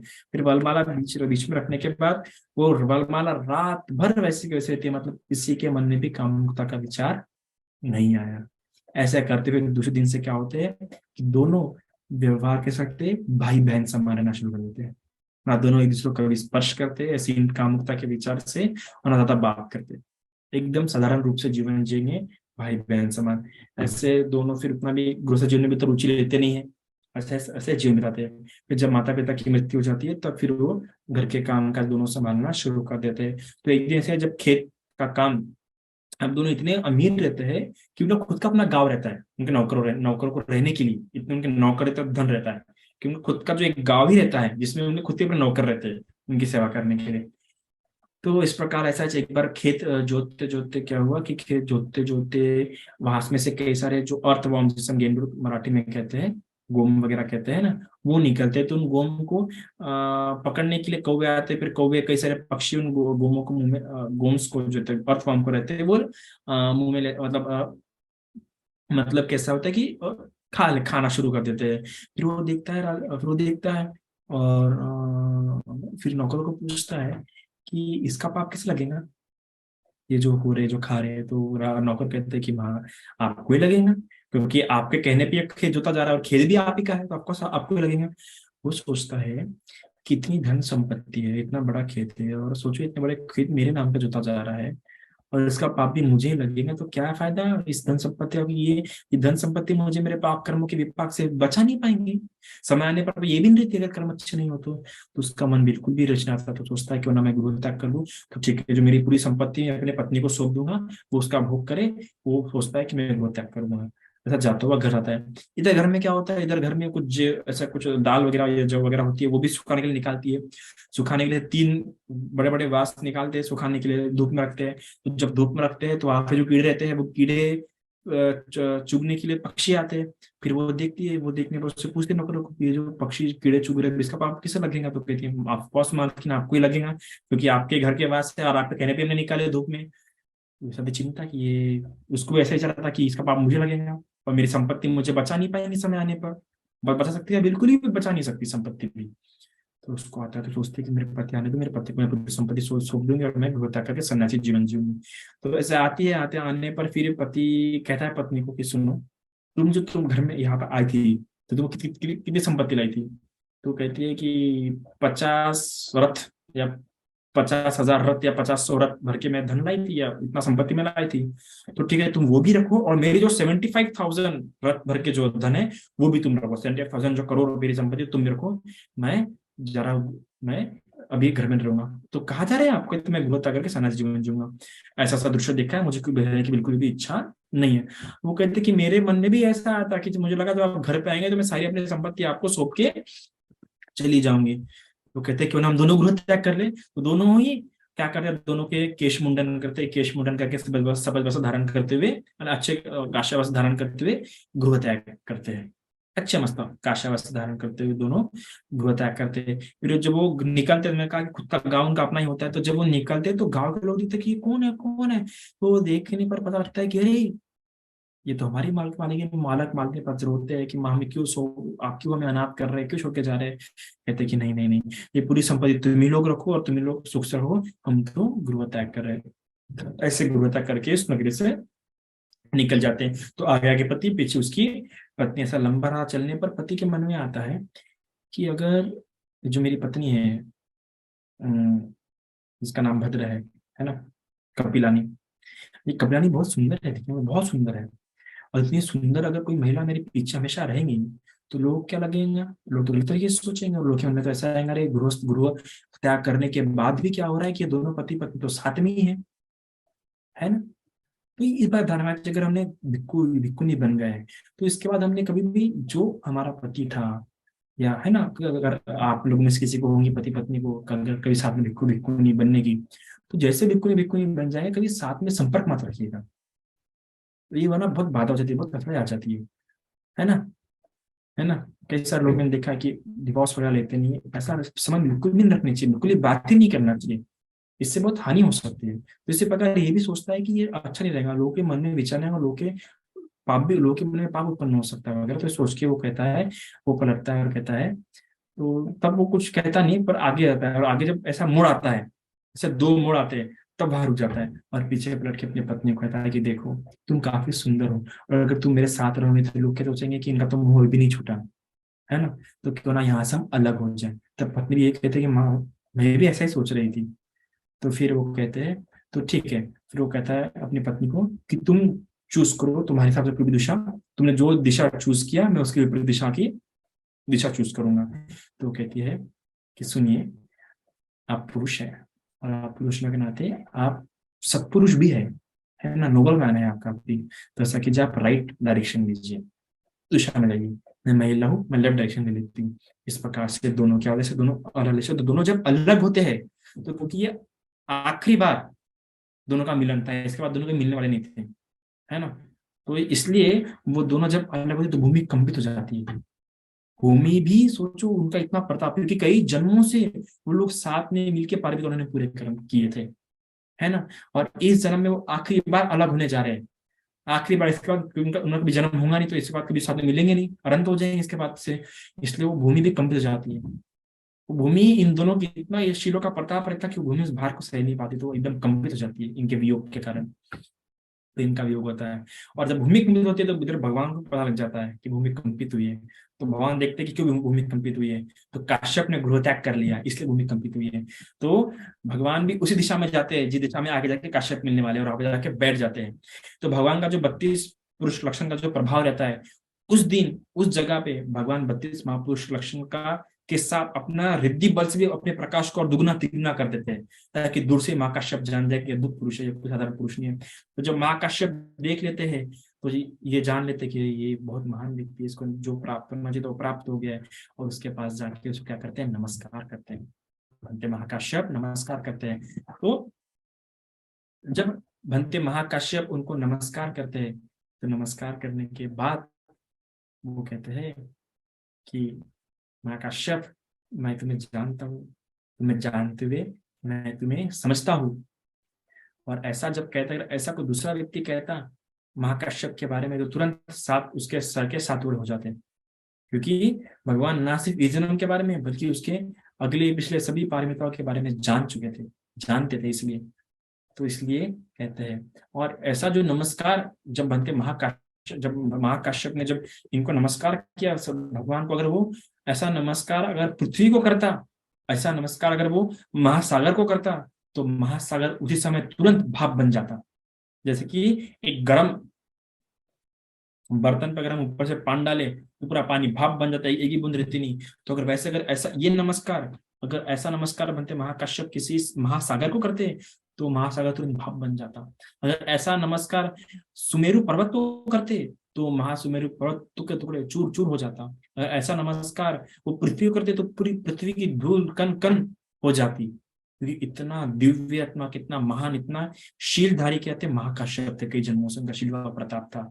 पर भगवान बुद्ध का रोम तक खड़ा नहीं कर सके, क्यों? क्योंकि भंते महाकाश्यप, क्योंकि भंते भगवान खुद काफी रिद्धिमान थे, काफी असंख्य जन्मों से भी, उससे भी डबल टिब्बल असंख्य समय से क्या किए भगवान ने पारमिता पूरे किए। तो इस नमस्कार को स्वीकार करते हुए तब बनते महाकाश्यप कहते हैं भगवान को कि भगवान मुझे आप इसमें प्रवज्जित कीजिए, आप मेरे गुरु बनिए, मुझे दीक्षा दीजिए। तब क्या कहते हैं कि भगवान गौतम बुद्ध उसको 3 उपदेश देके 3 तरह का सलाह देते हैं, और ये उपदेश देके उससे क्या होती है, प्रवज्जा होती है। तो कि क्या कौन सी रहती है उसके 3 उपदेश, ये रहते हैं। सबसे पहला बताते हैं कि महाकाश्यप, तुम अपने से बड़ो, अपने से मध्य और अपने से छोटे सभी विश्व के प्रति, सभी शावों के प्रति क्या रखोगे, हीरे और तप धारण करोगे, मतलब लज्जा और भय। तो इससे क्या हो गया, इससे उसका जो अहंकार है संभल जाएगा, अहंकार नष्ट हो जाएगा। फिर दूसरा देते सलाह कि तुम अपने से मध्य, अपने से बड़े और अपने से छोटे उन सभी के प्रति क्या करोगे, एरोगेंस नहीं रखोगे, सभी क्या उपदेश सुनोगे, उपदेश ध्यान से सुनोगे उपदेश, और उपदेश सुनते हुए प्रज्ञा उत्पन्न करोगे, गौरव के साथ तुम उनके उन सभी के उपदेश सुनोगे। तो इससे क्या हो जाएगा, उसका एरोगेंस खत्म हो जाएगा। और तीसरे में कहते हैं तुम हमेशा प्रथम ध्यान धारण सुख के साथ कायगत स्थिति में विहार करोगे। तो इससे क्या हो जाएगा, जो भौतिक सुख के प्रति जो है उसका पूरा का पूरा क्या हो जाएगा, जो भौतिक वस्तु के प्रति सारी कामना क्या हो जाएंगी, नष्ट हो जाएंगी। ऐसा तीन उपदेश देके, तीन सलाह देके क्या होती है, उसकी प्रवज्जा होती है। तो पूरे संघ में उस समय में से वो एकमात्र व्यक्ति रहता है जिसकी इस प्रकार की दीक्षा होती है, और इस प्रकार की प्रवज्जा को, इस प्रकार की उपसंपदा को ओवाद ओवाद पतिगहना पटिगहना उपसंपदा कहते हैं, जो कि सिर्फ एकमात्र भंते काश्यप की, वरना बाकी सबकी उपसंपदा अलग तरीके से होती है ना, पूरा संघ के साथ, पूरा संघ के सामने रह के, और सिर्फ भंते महाकाश्यप अकेले उनकी उपसंपदा, ऐसे तीन सलाह सुन के उनकी उपसंपदा हुई है, जिसे कहते हैं ओवाद पाति गहन उपसंपदा। ठीक है, ऐसे क्या होती है उनकी फिर दीक्षा होती है। फिर ऐसे दीक्षा होने के बाद फिर दोनों ऐसा आगे चलना शुरू करते हैं। आगे चलने कुछ दूरी के जाने के बाद एक पेड़ के पास भगवान ऐसा देखते हैं, ये इशारा रहता है, ये इशारा देख के समझ जाते हैं भंते महाकाश्यप कि भंते भगवान बुद्ध यहाँ बैठना चाहते हैं। तो भगवान बुद्ध को बैठने के लिए तुरंत अपनी जो सबसे उसकी एकदम वो जो संगाटे थी, वो संगाटे बहुत ही सुंदर कपड़े की रहती है, उस संगाटे को उतारता है, उसका अच्छा फोल्ड करके वो वहां पे पेड़ के पास रख देता है। और भगवान कहते हैं भगवान कृपा करके आप इस पर बैठिए, तो मेरे लिए दीर्घ काल तक क्या रहेगा, सुख कर रहेगा। तो भगवान उस पर बैठते, भगवान जब उस पर बैठते तो भगवान उस पर हाथ लगा के उस संगाटे को हाथ लगा कहती कि अरे ये तो बहुत ही सुंदर, बहुत ही कोमल है महाकाश्यप, है ना। तो भगवान का इंटीमेशन रहता है कि मुझे अच्छी लगी और मुझे ये चाहिए, है ना। तब वो कहते हैं, तब महाकाश्यप भी समझ जाते हैं, तो भगवंते महाकाश्यप को कहते हैं कि भंते आप इसे स्वीकार कीजिए, इससे मुझे क्या होगा, दीर्घ काल तक सुखकर होगा, ये होगा। फिर कहते हैं कि महाकाश्यप अगर तुम मुझे दोगे तो तुम क्या पहनोगे। तो कहते हैं कि भंते आपका जो ये चीवर है, आप जिसे पहने हैं, जो पुराना हो चुका है, ये मुझे दे दीजिए, मैं इसे पहनूंगा।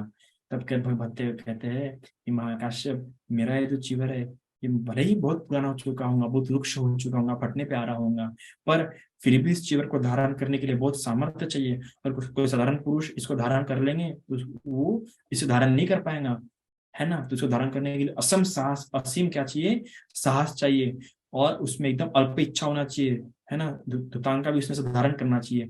तब कहते हैं भंते महाकाश्यप कि भंते मैंने असंख्य जन्मों से पारमिता की है, और मैं अवश्य इसको अच्छी प्रकार से धारण करूंगा, और पूरे धुतांगों का धारण करूंगा, आपका चीवर धारण करने की कृपा करके मुझे सौंपिए। तो इस प्रकार से वो सोते। अभी कई सारे लोग के मन में ऐसा सवाल आ सकता है कि अरे भगवान तो अनंत सम्यक समुद्र थे, उनके मन में क्या चीवर को लेकर तृष्णा उत्पन्न हुई होगी।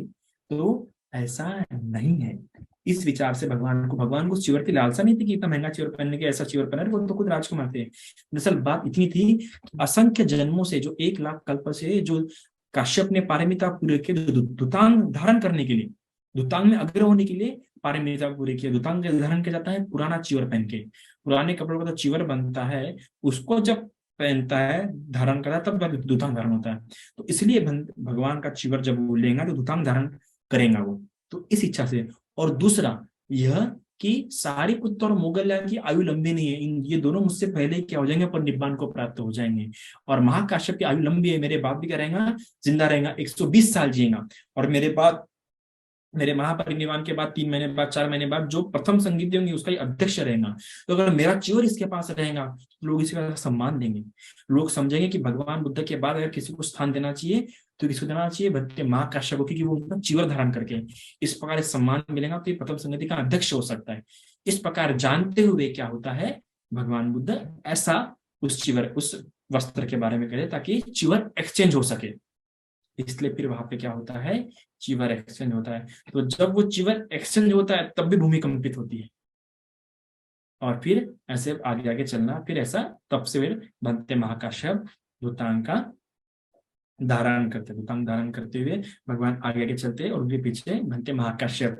तो जब भगवान के पीछे भंते महाकाश्यप चलते हैं तो दूर से देखने पर लगता है कि एक बड़ी सोने की नाव और उसके पीछे छोटी सोने की नाव जा रही है, क्योंकि जिस प्रकार को भगवान बुद्ध के पास 32 लक्षण थे शारीरिक, उसी प्रकार भंते महाकाश्यप में 7 शारीरिक लक्षण थे 32 लक्षणों में से। तो इसलिए ऐसा प्रतीत होता था। तो इस प्रकार से समय बीतता है, समय बीतने के बाद क्या होता है, भंते महाकाश्यप भी समय रहते परिनिर्वाण हो जाते हैं, पर भगवान बुद्ध के बाद होते हैं।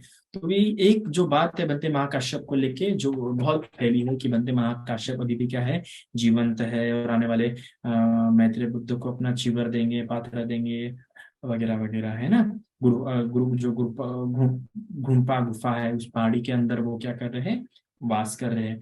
हाँ ये सही है, पर जीवंत है ऐसा नहीं बोल सकते, क्योंकि भगवान ने भी कहा है कि जैसे 4 रिद्धि पादों का ज्ञान है, वो कल्प भर आयु जी सकता है, लेकिन कल्प जो है वो आयु कल्प से तात्पर्य है, और आयु कल्प क्या था इस समय का, 100 वर्ष ही था। तो आयु कल्प के हिसाब से कोई भी अगर ऐसा हो जाएगा तो अमरता का दावा तो लोग करना शुरू हो जाएंगे, ऐसा बिल्कुल भी नहीं हो सकता। हर एक सदी की अपनी अपनी बायोलॉजिकल साइकिल होती है, शारीरिक साइकिल होती है, तो उसके हिसाब से तो भंते महाकाश्यप ने परिनिर्वाण ले लिया था। तो कैसे लिया था, जब प्रथम संगीति वगैरह हो गई, जब उन्होंने जाना कि मेरा परिनिर्वाण कब होने वाला, पता लगा कि कल मेरा महापरिनिर्वाण होने वाला है, तो एक इस सिपाही को भेजते कि जाओ बता दो राजा को, राजा अशत्रु को, कि मैं कल महापरिनिर्वाण लेने वाला हूँ। इस प्रकार वो गुरुपा पहाड़ी के पास जाते हैं और वहां पे महापरिनिर्वाण लेने का विचार करते हैं। तब कई सारे लोग वहां पे आते हैं और भगवान को आखिरी बार, सॉरी महाकाश्यप को आखिरी बार नमस्कार करते हैं, और आखिरी बार नमस्कार करने के बाद इंद्र भी जो है, इंद्र भी उनकी वंदना करता है, और उस गुरुपा गुफा के पहाड़ी पत्थर के अंदर, गुफा के अंदर क्या कर देता है, भंते काश्यप के लिए एक अच्छा सा आसन लगा के रख देता है। और भंते महाकाश्यप भी उस गुफा के अंदर जाके आसन अपना मतलब संकल्प लेते हैं, संकल्प लेते हुए परिनिर्वाण के पहले ऐसा संकल्प लेते हैं कि मेरा शरीर क्या होगा, मेरे शरीर को कुछ भी नहीं होगा, ठीक प्रकार से मेरा शरीर पात्र और चीवर आने वाले मैत्रेय बुद्ध तक क्या रहेगा, सुरक्षित रहेगा, है ना। और वो आएंगे और वो आके इस गुफा को खोलेंगे और अपने दाहिने हाथ से क्या करेंगे, मेरे शरीर को धारण करेंगे और मेरे शरीर को दाह देंगे, अग्नि अग्नि देंगे, है ना। इस प्रकार से कहते हैं। और ठीक और क्योंकि उस समय जब जो से बताता है, जो सिपाही जाके बताता है अजातशत्रु को, तो अजातशत्रु सोया रहता है, तो वो उठाता नहीं है। तो इस प्रकार महाकाश्यप को बताता है कि अजातशत्रु सोया हुआ है। तो वो ये जानता है कि जब अजातशत्रु की नींद खुले तो अवश्य वो मेरी परिक्रमा करने के लिए, मेरी पूजा करने के लिए आएगा। तो ये भी दूसरा संकल्प ऐसा भी करते हैं कि क्या कि जब शत्रु की नींद खुलेंगे और मेरी सेवा, मेरी परिक्रमा करने, मेरी पूजा करने के लिए आएगा, तब ये पहाड़ी अपने आप खुले, और फिर बाद में परिक्रमा पूजा करने वाली पहाड़ी अपने आप क्या हो जाए, बंद हो जाए। तो इस प्रकार ऐसा ही होता है। और भंते महाकाश्यप वहां पे परिनिर्वाण लेते और अंदर में गुफा के अंदर बैठ संकल्प लेके अपना परिनिर्वाण धारण कर लेते हैं। पर परिनिर्वाण धारण करने के पहले आसमान में उड़कर कई सारे रिद्धि बल दिखाते हैं, रिद्धि बल दिखा के, चमत्कार दिखा के, फिर उसके बाद क्या लेते हैं, वो परिनिर्वाण लेते हैं। और परिनिर्वाण के बाद उनका शरीर खराब ना हो, पात्र चीवर को इस बाहरी वातावरण से शरीर वगैरह खराब ना हो, इसलिए वो गुफा के अंदर बंद कर देते हैं। तो उस प्रकार का वैसा मतलब प्रिजर्व करते थे अपने बॉडी को गुफा के अंदर लॉक करके, तो बाहर के वातावरण से वगैरह उनका शरीर क्या खराब होने के कोई चांसेस रहते नहीं है। फिर जब अजातशत्रु को पता लगता है तो वह आता है, और वह आने पर वो पहाड़ी खुल जाती है और लगातार 7 दिन तक चैंटिंग वगैरह होती है, परिक्रमा होती है, पूजा होती है, और फिर वो होने के बाद, वंदना होने के बाद फिर से वो गुफा बंद हो जाती है। इस प्रकार से भंते महाकाश्यप का महापरिनिर्वाण हो जाता है। पर शरीर रखा हुआ है उनका, पर शरीर क्या है, निर्जीव है, ठीक है, शरीर में जीव नहीं है। इस प्रकार से होता है। इस प्रकार भंते महाकाश्यप का क्या रहता है, जीवन बीता है। अभी भंते महाकाश्यप से गुणों के बारे में हम बढ़ा देते हैं। अब भंते जो महाकाश्यप है, मैं आपको बता दूं, भंते महाकाश्यप उतांग पालन करते थे। इसका मतलब किसी के भी घर का निमंत्रण वो स्वीकार नहीं करते, इसलिए देवता तक उनको दान देने के लिए क्या थे, बहुत स्वस्थ थे। तो ऐसे भंते एक बार महाकाश्यप 7 दिन के निरोध समापत्ति के ध्यान से उठे थे। तो उस दिन के उनका इतना प्रताप था, अगर उस समय किसी का उन्होंने भोजन स्वीकार किया तो उस पुण्य के प्रताप से वो उस नगरी का प्रधान बन सकता था, प्रधानमंत्री। तो उन्होंने सोचा कि चलो ये पुण्य किसी गरीब को दे, ऐसा गरीब को सोचते हुए वो जाते ऐसे किसी गरीब के मोहल्ले में। तब इंद्र को पता लगता है, इंद्र का आसन गर्म हो जाता है, तो इंद्र को भी दान देने की इच्छा होती है। तो इंद्र अपनी देवियों को बताया कि जाओ जाओ जाओ, तुम दान दे के आओ।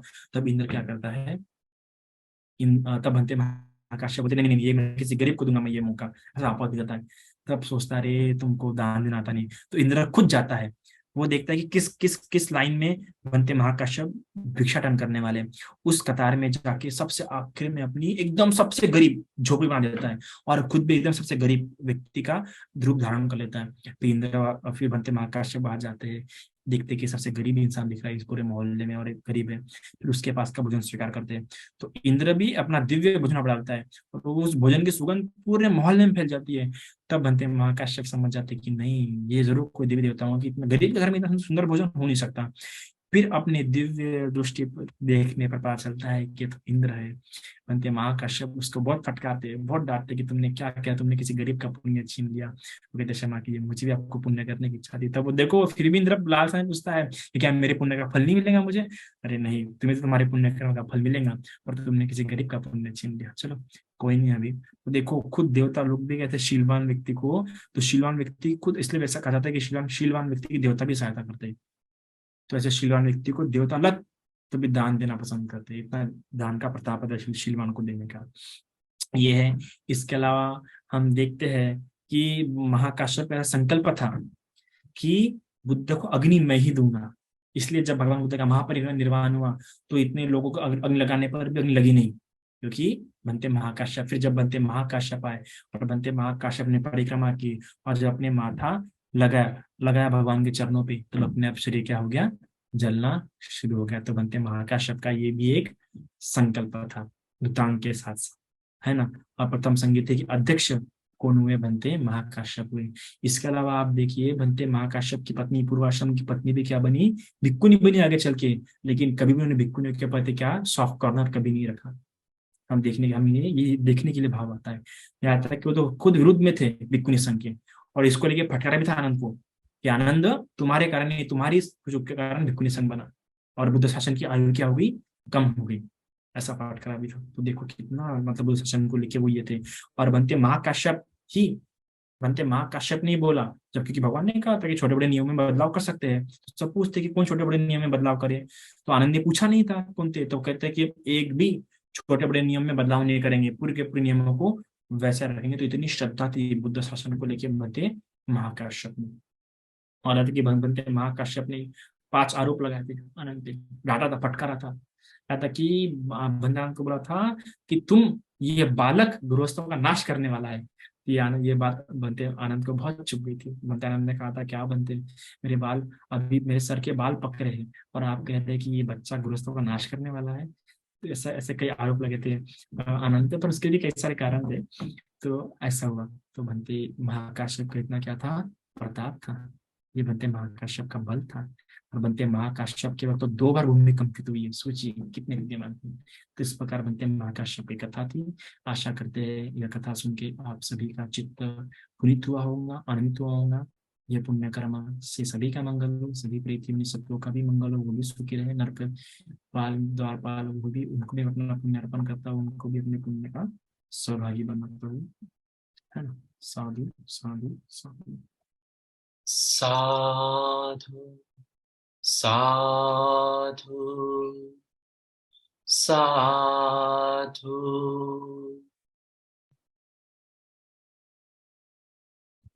बहुत बहुत साधुकार बंधु जी, बहुत खूब, बहुत ही अच्छा बताया आपने। वंदा में बनते हाँ रश्मि जी बोलिए। बनते मेरे मन में एक सवाल आया कि धूतांगधारी सिर्फ बनते ही हो सकते हैं, भिक्षुणी नहीं हो सकती धूतांगधारी उपासक भी जी? कर सकते हैं, भिक्षुनिया भी हो सकते हैं, है क्या नहीं। पर भिक्षुनी को तीव्र क्या क्या दुतांग कुछ कम हो जाते हैं। और उपासक भी कर सकते हैं। उपासक कैसे कर सकते हैं? उपासक पात्र का ले सकते हैं और आसन का ले सकते हैं, कि एक ही पात्र में खाना खाना, है ना। और दूसरा आसन, कि एक ही आसन हमेशा स्वीकार करना। अच्छा। जो जैसे लेते ना आसन लेते ना बैठने के लिए वो लोग, हाँ ध्यान करते समय वगैरह, उसे आसन बना। दूसरा खाने हाँ। का जो बर्तन है, एक ही बर्तन में खाना खाना, और कोई बर्तन नहीं खाना। और एक बार में जितना लिए उतना लेना, बार बार नहीं लेना। ओके। साधु साधु। हाँ शशि प्रभा जी बोलिए ना। सर जी अनम्यूट कीजिए। शशि प्रभा जी बोलिए। हाँ जी म्यूट। प्रणाम बनते जी। हम्म। बनते जी आपने बताया जो प्रत्येक बुद्ध होते हैं वो अदृश्य होते हैं, तो लेकिन जो मोस्टली अदृश्य राजा, रहते, मतलब मोस्टली लोगों के सामने नहीं आते, वो मोस्टली लोगों के सामने नहीं आते। हाँ जी, तो फिर वो राजा और रानी के सामने कैसे आए? क्योंकि भोजन, मैंने क्या कहा, पिंडपात के समय अक्सर आते हैं वो लोग, है ना। अच्छा जी। जब पिंडपात करना रहेगा तब आते हैं, या कभी किसी से पुण्य कराना रहेगा, या कोई उनका आह्वान करता है तब आते हैं वो। अच्छा जी। देखेंगे वो वैसे लेजर में आह्वान करने वैसे पे आते हैं ना। अच्छा जी, वैसे अदृश्य रहते हैं। हाँ, ऐसे मोस्टली कोशिश करते कि अदृश्य रहे वो लोग, पर किसी ने आह्वान किया, ऐसा कुछ न कुछ लगा कि दिखना है तो वो आते हैं वो। नहीं, आह्वान फिर कैसे पता चलता भी हम उनको बुलाएं? मैंने बताया ना कि शील धारण कीजिए, पहले एक दिन पहले पूरा उपवास पालन कीजिए। उपवास पालन करने के बाद दूसरे दिन सुबह सुबह उस दिशा हाँ की जी। ओर मुंह करके हाथ जोड़ के आह्वान कीजिए। अगर इस दिशा में कोई अरहंत या सम्यक संबुद्ध होंगे, अरहंत होंगे, तो अरहंत में सभी आ हाँ जाते हैं, पच्चीक बुद्ध भी जाते हैं, भिक्षु भी आ जाते हैं, और सम्यक कभी संबुद्ध भी आ जाते हैं। हाँ, अगर हम अरहंत करें तो हो सकता है। आ सकता है बिल्कुल, पर वैसा होना चाहिए शील, समझिए ना। ठीक है, बिल्कुल बिल्कुल सही बात है। वैसे इतनी बार भी होनी चाहिए ना। हाँ जी, हाँ जी। ऐसा होता है कि ठीक। श्रद्धा वैसी होनी ना, कुछ कुछ लोगों की श्रद्धा काफी ये होती है, पार्शियल। हम्म। तीन रत्न की भी श्रद्धा वैसी होनी चाहिए, हाँ, पर हो सकता है, जैसे ट्राई कीजिए। ठीक है, ठीक है। प्रणाम बनते जी। प्रणाम बनते। तुषार जी का क्वेश्चन है कि वंदामी बनते, महाकाश्यप का परिणतिवान कौन से सूक्त में आता है? देखो, मेरे ख्याल से महाकाश्यप पंथ का परिनिर्वाण जो है ना, त्रिपिटक में नहीं आया, क्योंकि उनका बुद्ध के बाद आया, और पहले संगति के बाद आया। तो मुझे नहीं लगता कि उनका होगा। एटलीस्ट पहली संगति के पहली बार तो उनका महापरिनिर्वाण आ रहता, पर क्योंकि उसके बाद आया, बुद्ध के पहली संगति के बाद आया, तो मुझे लगता नहीं कि वो त्रिपिटक या पाली साहित्य में मिलेगा। त्रिपिटक में मिलेगा, बाहर मिल सकता है पाली साहित्य में। हाँ, बोलिए। नेक्स्ट। संगीता जी। हेलो। हाँ, वंदा में भंते जी। बोलो बोला। हॅलो. हाँ, बोला ना, बोला। हा, भंतेची मी एक स्टोरी ऐकली होती, म्हणजे महाकश्यप भंतेच्या रिगार्डिंग, की एक जणांनी सांगितलं होतं की महाकश्यप आणि तथागत सेम दिसायचे. आणि एक जण म्हणजे उपासिका होती ती, त्यांना भोजनदान द्यायला यायची, म्हणजे तिला अशी इच्छा होती की तथागतांना द्यावं, पण ती त्यांना देत होती महाकश्यप भंतेजींना. आणि नंतर तिला कळतं की हे तथागत नाहीयेत म्हणून. आणि त्यानंतर मग महाकश्यप जे होते ते म्हणजे अरण्यामध्ये जाऊन साधना करायची आणि महिन्यातून एकदा यायचे फक्त तथागतांना भेटण्यासाठी, अभिवादन करण्यासाठी. तर हे सत्य आहे का? आपने क्या बोला, मैं सुना नहीं, सॉरी। मतलब बोलिए ना। महाकश्यप भंते जी और अपने तथागत बुद्ध दोनों दिखने में सेम थे। पूरे और सेम नहीं बोल सकते, पर 7 लक्षण जब थे तो थोड़ा बहुत तो मिलते होंगे। तो फिर एक उपासिका थी, मतलब वो काल में, तो वो जब भोजन दान देने के लिए आती थी, मतलब बुद्ध के लिए आती थी, लेकिन वो महाकश्यप भंते जी को देती थी, और उसको बाद में पता चला कि नहीं, ये महाकश्यप भंते जी तथागत नहीं है। और ये बात इनको भी पता चलती है कि ये भोजन दान उन्होंने जो दिया है वो उन्होंने बुद्ध के, मतलब बुद्ध समझ के दिया है, और वो बुद्ध नहीं है, वो महाकश्यप भंते जी है।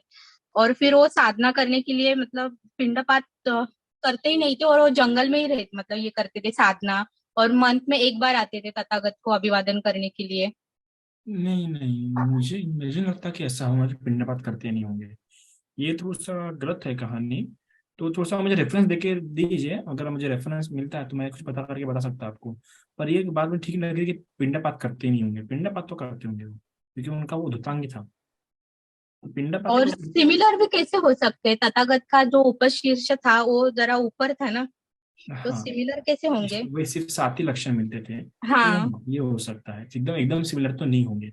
ठीक है, तो ये हो सकता है, क्या है कि कई सारे लोग नहीं कि एकदम सिर्फ, कभी कभार सिर्फ लोग सुने हुए प्रवचन सुनते हैं, मतलब किसी का समझो किसी ने सुन लिया तो बताते हैं, कई सारे लोगों का रीडिंग वगैरह नहीं होता, रेफरेंस नहीं हाँ। होता। और इवन मैंने तो खुद देखा ऐसे कई सारे लोगों का बोलना है, अच्छे अच्छे भंती जीव का क्या बताऊं मैं आपको, कि चित्त निकलता है, फिर जाता है, फिर तरंगों में रहता है। ये अब बताओ, अच्छे अच्छे अभिधम्मधारी वालों ने भी ये प्रवचन दिया है।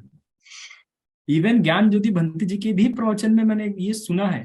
इवन कैसा रूप शिष्य ये मानते हैं कि चित्त ऐसा निकलता है, तरंगों में रहता है, जो कि मिथ्या दृष्टि है, ऐसा बिल्कुल भी नहीं। तो कई बार होता है कुछ कुछ ऐसा, ये जो है कि मिथ्या दृष्टि भगवान के समय भी उत्पन्न हुई थी, तो ऐसा होता है। मतलब ये अभी लॉकडाउन था तो ऑनलाइन बहुत चल रहा था जूम पे, तो एक जन के थ्रू सुना था उनके तो इसलिए प्रवचन में। हमेशा अपने विचारों के में लचीलापन रखिए, इसलिए बहुश्रुत होइए, ज्यादा से ज्यादा ज्यादा ज्यादा ज्यादा सुनने का प्रयास कीजिए, तो और कभी ना कभी कंसेप्ट क्लियर हो जाते हैं। इंसान जैसे एक बार तो पढ़ के नहीं रहता, हाँ, पर वो बोलेगा कि नहीं मुझे इसी बंदी जी का सुनना है, मुझे यही बंदी अच्छा लगता है, यही बंदी सही बताते हैं, ये सबसे गलत बात है। इससे क्या हो जाएगा, वो किसी दृष्टि मिथ्या दृष्टि में फंस सकता है। सुनते वाला अलग अलग भंते जीवों से तो कंसेप्ट क्लियर होते रहते हैं। ठीक है, ठीक है, साधुवाद बनते जी और वंदा मैं आपको। बोलिए पल्लवी जी।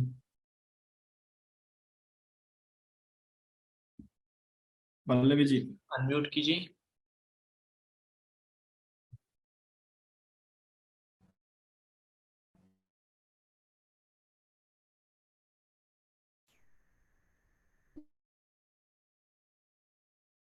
पल्लवी जी, आपका आवाज नहीं आ रहा है। ठीक है, सीमा थुल जी आप बोलिए।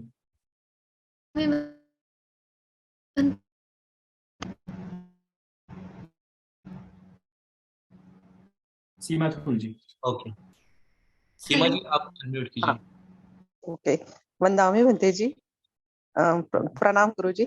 बनते जी, मैं मेरा ऐसे ही है। मैं पूछ रही हूँ कि वो उन्होंने उनको जो जेवरात दिए थे वो कितना किलो था, ऐसा कुछ है क्या लिखा हुआ आंसर? ये कितने कैसे किलो, ये किलो? क्यों जानना हाँ, आपको कितना किलो था? अभी मुझे नहीं पता वो कितना किलो था। हाँ, वो मुझे भी नहीं मिला। हमको भी एक ग्रुप में पूछा गया था वो क्वेश्चन और हमको भी आंसर नहीं मिला था, इसलिए। ठीक है, मैं देख के आपको बता दूंगा कल। ठीक है, हाँ, मुझे कल मैसेज डाल इसीलिए। दीजिएगा आप पर्सनल में। हाँ, ठीक है। कल डालिएगा आप मुझे। बनते जी, बहुत अच्छा हुआ। जी। हाँ ये सीमा ये जी। ये जिसने सवाल पूछा ना, सबसे पहले उसको बोलना कि धर्म के सवाल पूछो, बोला धर्म से विपरीत सवाल मत पूछो। ये इस प्रकार से होता है कि ऐसे बातों फिर इंसान चित्त घुलते जाता है। हाँ। सीमा जी वंदा पूछ। में बनते वंदा में बनते जी। हाँ मंगल बिचारा। आपने वो वाद पट्टी संविदा बोला था, वो मुझे कुछ समझ में नहीं आया। हाँ, इससे याद आया कि भंते काश्यप भी पट्टी संविदा मग अरहंत प्राप्त थे। हाँ। हाँ, तो मैंने क्या बोला था, उनकी जो उपसंपदा हुई थी ना, जैसे कि उपसंपदा कैसे होती है कि उपसंपदा का एक पूरा सिस्टम होता है ना, कई सारे भिक्षुओं के सानिध्य में रह के वगैरह ऐसे ही थे भिक्षु लगते हैं। उसकी एक प्रक्रिया होती है उपसंपदा की। पर भंते महाकाश्यप की जो उपसंपदा है ना, वो सिर्फ उनको 3 सले देके उनकी उपसंपदा कराई गई है। उनकी तीन तीन संडे देखी, उनकी डायरेक्ट उपसंपदा हुई। जबकि बाकी भिक्षुओं की शुरुआती भिक्षुओं की यही यही पश्चिम को भिक्षु बोल की हुई है, अलग अलग तरीके से हुई है। पर बनते महाकाश्यप है जिनकी एक उपसंपदा, बाकी विनय बनने के बाद तो फिर उस विनय के हिसाब से हुई। पर बनते महाकाश्यप है जिनकी उपसंपदा सिर्फ तीन, भगवान ने सिर्फ 3 बातें बताई और 3 बातें बोली तो उदाहरण कर पालन कर, ये बोल के ही सिर्फ उसकी उपसंपदा हुई है। तो इसे कहते हैं उवाद पटी गहना उपसंपदा। वो वाद पट्टी गहना उपसंपत्ति। Thank you. वंदामी बंदे जी, हम्म। सबसे पहले बहुत बहुत साधुवाद कि आपके इस उपदेश से सभी के लिए बहुत मंगलकारी है, इसलिए बहुत बहुत साधुवाद। और मेरा सवाल है कि आज से यानी कि अब जो समय है उस समय से आगे कितने साल तक या कितने कल्प तक मैत्रेय बुद्ध उत्पन्न होंगे? इसी भद्र कल्प में होंगे। और फिलहाल कैसा है कि समय लगेगा। अभी तो आयु घसरते घसरते आ रही है। ऐसी आयु बढ़ते बढ़ते बढ़ते जब व्यक्ति की 80,000 साल हो जाएंगे या 1 लाख साल हो जाएंगी, तब मनुष्य का होगा। और आयु कब बढ़ती है? हर 100 साल बीतने पर 1 साल बढ़ता है, 1 साल घटता है। तो अभी घटने के वाले पे चालू है। अभी घटते समय चालू, तो हर 100 साल में एक एक वर्ष कम होते जाएगा। तो ऐसे करते करते 10 साल तक आ जाएगा। फिर बढ़ते बढ़ते बढ़ते फिर हर 100 साल होने के बाद 1 साल बढ़ेगा, 100 साल होने के बाद 1 साल बढ़ेगा, ऐसे बढ़ते बढ़ते जब 80,000 साल तक जाएंगी आयु मनुष्य की, या 1 लाख साल तक, तब होंगे मैत्रेय बुद्ध उत्पन्न। तो आप बताइए कैलकुलेशन पे कितना समय लगेगा?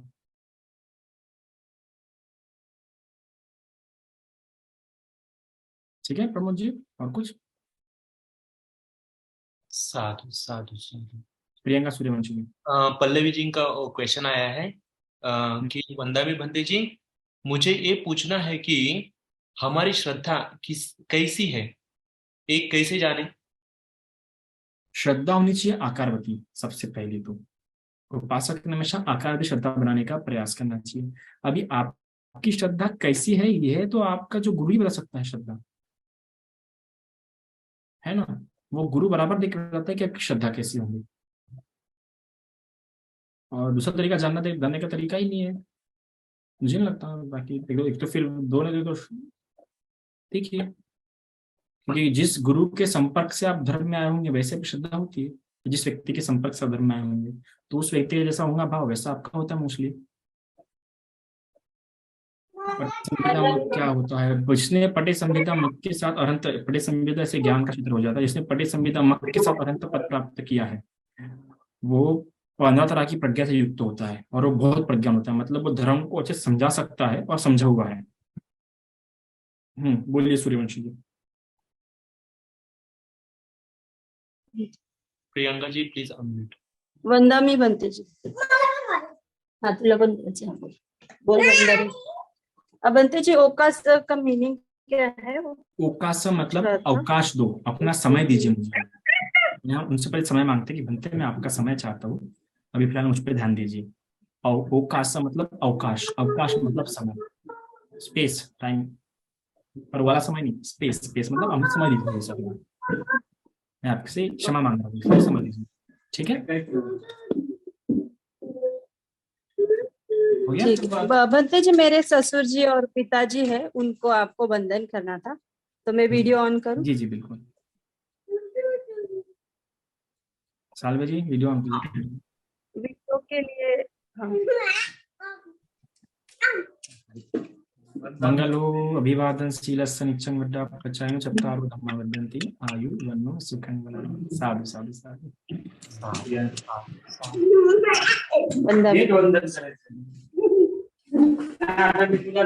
Next Jaya ji please unmute mic. वंदामी भंते, ये जो अग्र श्रावक की सीरीज चालू की है उससे हमें बड़ी प्रेरणा मिल रही है और ध्यान धारणा को और गंभीरता से लेने की इच्छा जागृत हो रही है और शीलों का भी कड़ाई से पालन करेंगे। और भंते मुझे ये पूछना था कि अभी हम लोग बहुत सारे भिक्षुओं के संपर्क में आते हैं, हर महीने में दान करते हैं, पर हो क्या रहा है कि एक जगह दो तो दूसरी जगह रह जाता है, तो मन में ये भी आ जाता है कि अरे क्या करे। तो मैं आपको अभी मेरे मुंह से निकल रहा है, तो मैं पूछना चाहती हूँ कि थोड़ा थोड़ा हर जगह करे या फिर कंफ्यूजन है बनते, प्लीज थोड़ा ये कीजिए। देखिए किस चीज की कहाँ पे क्या आवश्यकता है ना? जहाँ पे दान कर रहे हैं वहां पे भी अगर आप हर जगह नहीं कर सकते हैं, है ना, तो ऐसा कहाँ पे ज्यादा आवश्यकता है किस चीज की वो दीजिए, है ना? या कहाँ पे मैंने पहले दिया, कहाँ पे मैंने बाद देना चाहिए, ऐसा बनाइए। और अगर कभी दान देने का अवसर आ रहा तो यहाँ पे देना जरूरी है, पहले अवसर के हिसाब से दीजिए, है ना? अगर यहाँ पे ज्यादा अवसर है, किस चीज की आवश्यकता है, किसको आवश्यकता को ध्यान में रखते हुए उसको प्राथमिकता दीजिए, ठीक है? तो देखो हर एक को थोड़ा थोड़ा देंगे तो हाँ पुण्य वैसा ही होगा थोड़ा, ठीक है? और आवश्यकता जान के देंगे तो पुण्य वो उससे पहले वाला ज्यादा ज्यादा होगा, अगर आवश्यकता जान के दे रहे, चाहे जहाँ पे कुछ आवश्यकता है ना? तो जैसी बात को जान के दे रहे हैं वैसा पुण्य होंगे। तो थोड़ा थोड़ा दे रहे तो वो भी अच्छा है ना? और आवश्यकता जान के दे रहे तो उससे भी ज्यादा अच्छा है। या ऐसा जान के दे रहे कि आज इधर दूंगी नेक्स्ट टाइम उधर दूंगी, पर फिर भी अगर समझ जाओ कि यहाँ पे पहले आवश्यकता है देने की तो पहले वहां प्रेफरेंस दीजिए। अगर किसी जगह पे कुछ बन रहा है वगैरह तो वहां दीजिए।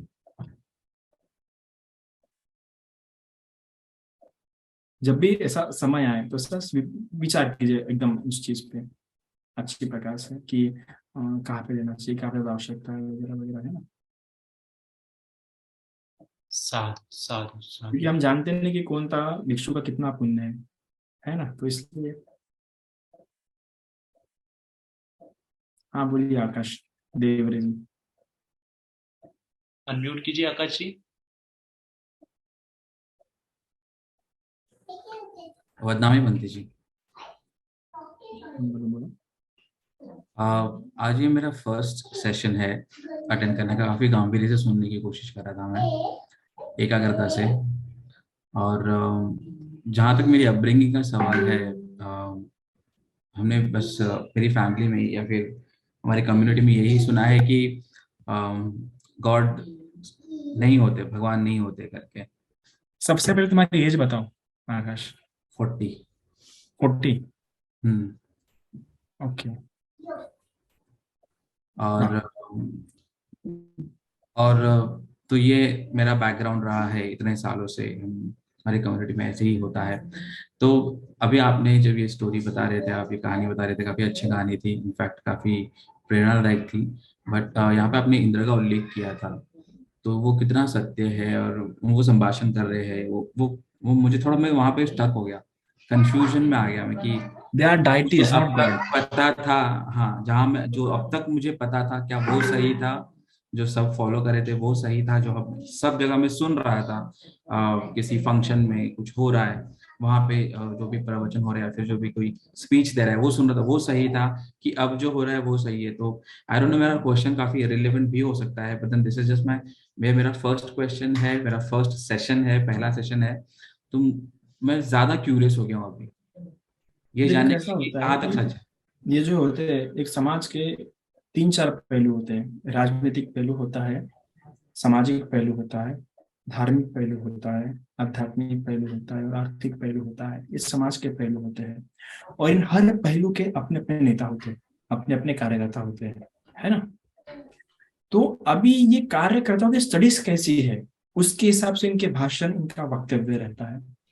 अभी जो सामाजिक कार्यकर्ता होता है, राजनीतिक कार्यकर्ता होता है और आर्थिक कार्यकर्ता है, इनका धर्म को लेके कैसा वाचन है वो इम्पोर्टेंट है। और ये जितने भी पांचों के जो पांचों इसके जो कार्यकर्ता है वो अपने हिसाब से धर्म को और उस दिशा के हिसाब से धर्म को लोगों के सामने में रखते हैं। सामाजिक कार्यकर्ता धर्म का सामाजिक पहलू ही रखेगा लोगों के सामने में, उसको उससे मतलब है, क्योंकि उसी को इस्तेमाल करके वो उठाएगा, क्योंकि धर्म तो एक साधन है ना, धर्म एक साधन है, आप कैसे इस्तेमाल करते हैं वो इंपॉर्टेंट का होता है। तो यहाँ पे क्या हुआ कि जब बाबा साहब की रिवॉल्यूशन हुई तो मोस्टली क्या इस धर्म को एक सोशल रिलेवेंस में देखा गया। तो मोस्टली इसका जो अध्ययन और जो लिटरेचर था उस समय उतना अवेलेबल नहीं था, ठीक है। तो जब बात करते हैं तो हमारा पूरा क्षेत्र ही, हमारी पूरी स्टडीज पा लिटरेचर को लेके होते हैं, तो हमारा स्टडीज को लेकर थोड़ा डीप हो जाता है। तो हमारे जो कंसेप्ट जो रहते हैं, जैसे अगर हम इंद्र शब्द का इस्तेमाल करते हैं, हम ब्रह्म शब्द का इस्तेमाल करते हैं, हम भगवान शब्द का इस्तेमाल करते हैं, तो उसके पीछे हमारे डेफिनेशन क्या है वो हमें समझना होता है कि हम उसको किस अर्थ में इस्तेमाल करें। अगर साधारण सा भगवान शब्द इस्तेमाल है, तो अगर आप बाकी धर्म में देखो, भगवान एक ईश्वर के अर्थ में इस्तेमाल होता है बाकी धर्मों में, पर बुद्धिज्म में भगवान एक मानव के रूप में इस्तेमाल होता है, पर उस मानव के लिए डिनोट किया जाता है जिस मानव ने अपने अंदर का राग द्वेष मोह को नष्ट किया, उसके लिए। और भी कई सारे अर्थ है, कल के लेक्चर में आप सुनिएगा, नमो तत्सम है, मैंने दिया है कल लेक्चर में, पूरा समझाया नमो तत्सम इसका पूरा अर्थ। तो हम किस अर्थ में इस्तेमाल कर रहे हैं। अगर आप देखोगे इंद्र, तो इंद्र अगर आप हिंदू धर्म में देखोगे तो इंद्र हिंदू धर्म में वो भगोड़ा दिखेगा, वो भगोड़ा भागने वाला डरपोक दिखेगा, है ना, जो छल कपट ऐसी चीजों से भरा हुआ दिखेगा। पर वही आप अगर आप बुद्धिज्म का इंद्र कंसेप्ट देखेंगे तो वो काफी मॉरली कंडक्ट व्यक्ति है, जो हमेशा पुण्य कर्म करना चाहता है। और बुद्धिज्म का जो इंद्र है वो ऐसा ही नहीं कि एक ही इंद्र है, वो पर्टिकुलर अपने पिछले जन्म के मनुष्य योनि में रहते हुए कुछ पुण्य कर्म किया, वो पुण्य कर्म करने के बाद उसने वो इंद्र पद हासिल किया। और जरूरी नहीं कि वही हमेशा रहेगा, अगर उससे किसी अच्छे दूसरे व्यक्ति किसी ने अच्छे पुण्य कर्म किया तो वो अच्युत हो जाएगा और कोई दूसरा व्यक्ति इंद्र बन जाएगा। अच्छा, तो जो कंसेप्ट है बुद्धिज्म में, और एक साइंस के हिसाब से भी देखो तो साइंस भी मानता है कि कैसे डायमेंशंस हैं, है ना। तो उसी प्रकार अगर एक किताब है इनकी, कौन थी, दलाई लामा की, उनकी एक कन्वर्सेशन है साइंटिस्ट लोग के साथ, उस किताब का नाम है the universe in a single atom और टाइनी एटम।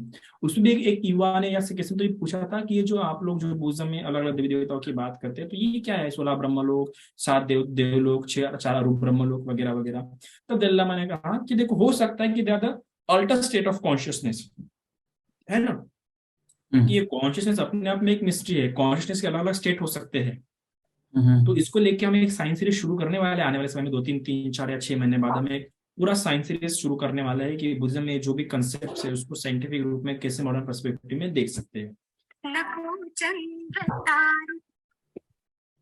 पिंकी जी, मैं आपको बस 10 मिनट में कॉल करता हूँ, ठीक है।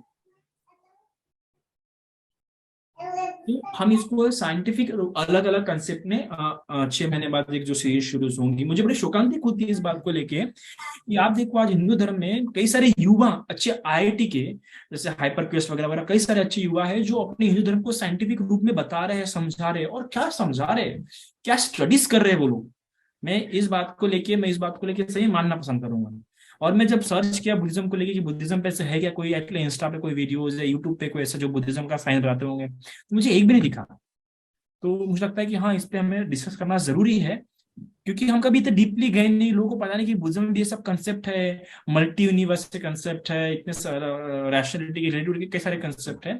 तो हम इस पर चर्चा करेंगे अभी इसमें, पर मैं अभी इसमें से आपको इतना बताऊंगा कि हाँ, ये सारे कंसेप्ट है, पर डेफिनेशंस इसको जिस अर्थ में इस्तेमाल होते हैं उस अर्थ में इस्तेमाल नहीं है जिस हिंदुज्म में हो रहा है।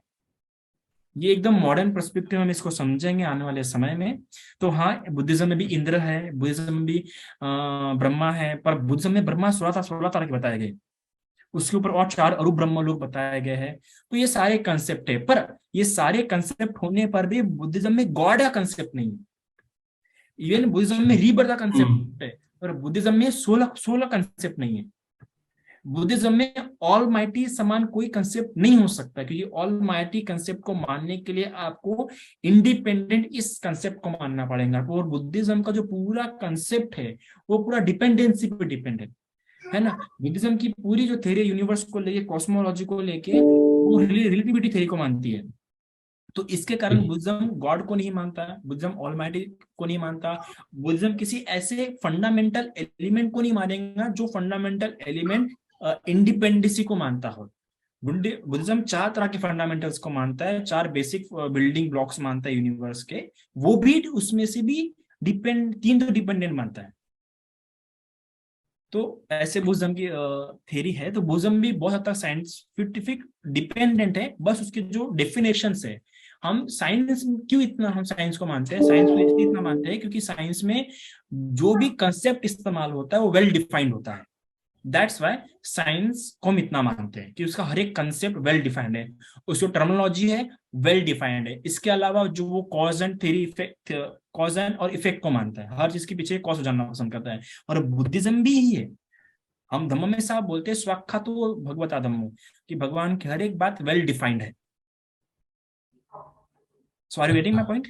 या आई एम ट्राइंग टू, बस कोशिश कर रहा हूँ। ये मेरा फर्स्ट सेशन है, तो please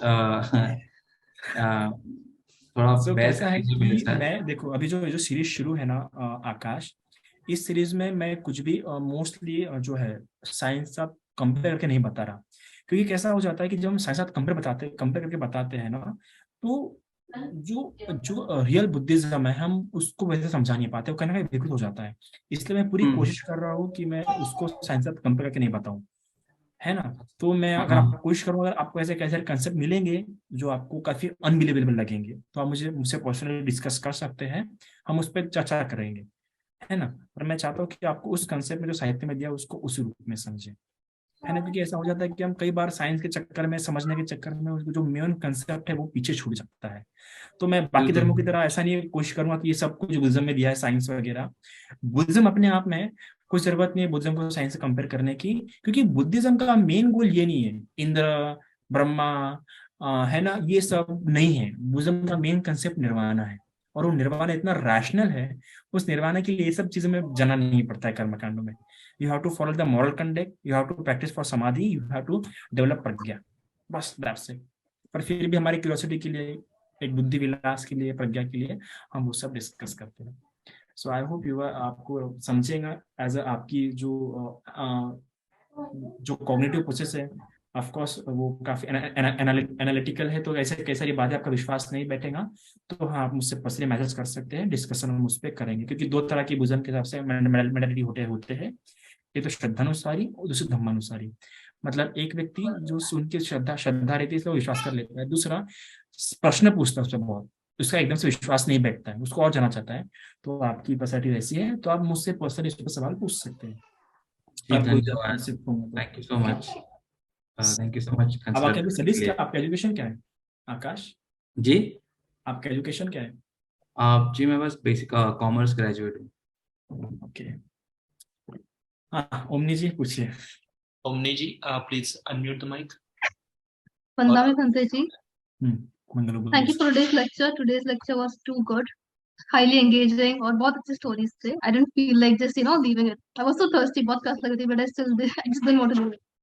But anyway, and I'm truly grateful you took up that point जो अभी आकाश जी ने पूछा है, क्या आकाश सर ने पूछा कि वो जो मतलब बोलते हैं ना, वो क्या analytical skeptical mind, it comes in between, and it's like my mother sitting beside me, and like उनका वो सोशल स्फीयर है थोड़ा, तो उनकी थिंकिंग पूरी उस तरह से है कि मतलब इंद्र का नाम सुना तो अरे ये तो कर्मकांड आ गया, भगवान आ गया, ऐसे कैसे हो सकता है। तो it's difficult for me to explain to her की कुछ चीजें, तो मतलब कैसे मेरा भी मतलब अभी जैसे आपने जो गुरु हमें इनिशिएट करता है धर्म में, तो हमारे सोच विचार उसी के जैसे के समान होते हैं, तो मेरा भी वही है। बट लेकिन आई एम गोइंग थ्रू जो होता है ना वो चर्निंग ऑफ द ओशन, तो दिमाग में चलता रहता है कि मतलब एक साइड है कि मतलब लेकिन have faith eventually, gradually with time सारे कॉन्सेप्ट क्लियर हो जाएंगे। But then this other part की मतलब क्यूरियोसिटी की, मतलब अरे पूछ लो ना पंत जी से क्या हो रहा है तो 2 मिनट में बता देंगे। So yeah, that's happening a lot right now. So I was just curious, how would I, explain to my mother what's happening? I understand what you're saying, कुछ से क्लियर भी नहीं होती है, बट जैसे आपने कहा कि बहुत सारी चीजें जो हमें मालूम भी नहीं है अभी तक, and science it reciprocates with what Buddhism और जो भी एंशिएंट टेक्स्ट हमारे, तो बहुत सारी सिमिलरिटीज है. So I'm just waiting for the series of yours, science and Buddhism. But still, any tips you would like to give me about my mother? कि I don't wanted to से कि I don't believe in this, ये क्या है, ये क्या है, वो कर्म हो रहा है ना, तो देखिए किसी भी धर्म में, कोई भी धर्म होता है तो मैं ये कहूँगा कि उसमें सारे पक्ष होते हैं, ठीक है ना। कि हम देखिए धर्म एक साधन है, एक आप सभी लोग यहाँ समझ जाइए कि धर्म एक साधन है, और हर एक धर्म के इंसान समझना चाहिए, चाहे वो इस्लाम का हो, क्रिश्चियनिटी का हो, हिंदुज्म का हो, जैनिज्म का हो। आप सभी लोग समझ जाओ कि धर्म साधन है। पर आज के जो लोग हैं धर्म को साध्य समझ बैठे कि धर्म ही साधना है, धर्म साधन है, उसका इस्तेमाल कीजिए। अभी आप तय कीजिए कि आपको धर्म किस चीज के लिए इस्तेमाल करना है, ठीक है। तो आप धर्म का हर तरीके से इस्तेमाल हो सकता है, गलत भी सही का है, कोई भी हो, चाहे बौद्ध धर्म भी क्यों ना हो, उसका अच्छा भी इस्तेमाल हो सकता है, बुरा भी इस्तेमाल हो सकता है। तो अगर आप सोशल वर्कर है, तो आप सोशल वर्कर होते हो, आप समाज में कुछ ऑफकोर्स आपको कुछ समाज को लेके पर्सपेक्टिव होगा, समाज को लेकर कुछ दृष्टिकोण होगा, आप समाज में इस तरीके का चेंज चाहते होंगे, तो ऑफकोर्स आपका माइंड भी हमेशा वही खोजेगा, जो गवेषणा रहेंगे आपके माइंड की हमेशा उसी खोज में रहेगा। और हाँ, आप बुद्धिज्म में भी हमेशा अगर आपको दूसरे पहलू पढ़ने भी लाएंगे तो भी आपको उसी पर्सपेक्टिव से भी, पर्सपेक्टिव एक महत्वपूर्ण रोल प्ले करता है साइकोलॉजी के हिसाब से भी, तो आप उसी पर्सपेक्टिव से बुद्धिज्म को समझने की कोशिश करेंगे, ठीक है, समझिए, क्योंकि आप एक सामाजिक कार्य करता है, आप उस पर्सपेक्टिव से समझने की कोशिश करें, समझिए। पर ठीक है, समाज के लिए ठीक है, पर स्वयं की उन्नति के लिए क्या बुद्धिज्म में सोशल रिफॉर्म, सोशल रेवलेंस की भी कई सारी बातें दी गई है, पर बुद्धिज्म का जो फर्स्ट प्रायोरिटी पहले वो समझिए कि बुद्ध मुझे क्या पढ़ाना चाहते हैं। ये तो आप समझ रहे हैं कि मुझे बुद्ध के पास से सोशल साइंस सीखना है, पर क्या बुद्ध मुझे सोशल साइंस सिखाना चाह रहे हैं, ये तो मैं खुद समझ रहा हूँ, खुद वो टीचिंग उसमें से निकाल रहा हूँ, वो खुद उसमें से मैं एक्सट्रैक्ट कर रहा हूँ, पर मैं बुद्ध क्या पढ़ाना चाहते हैं।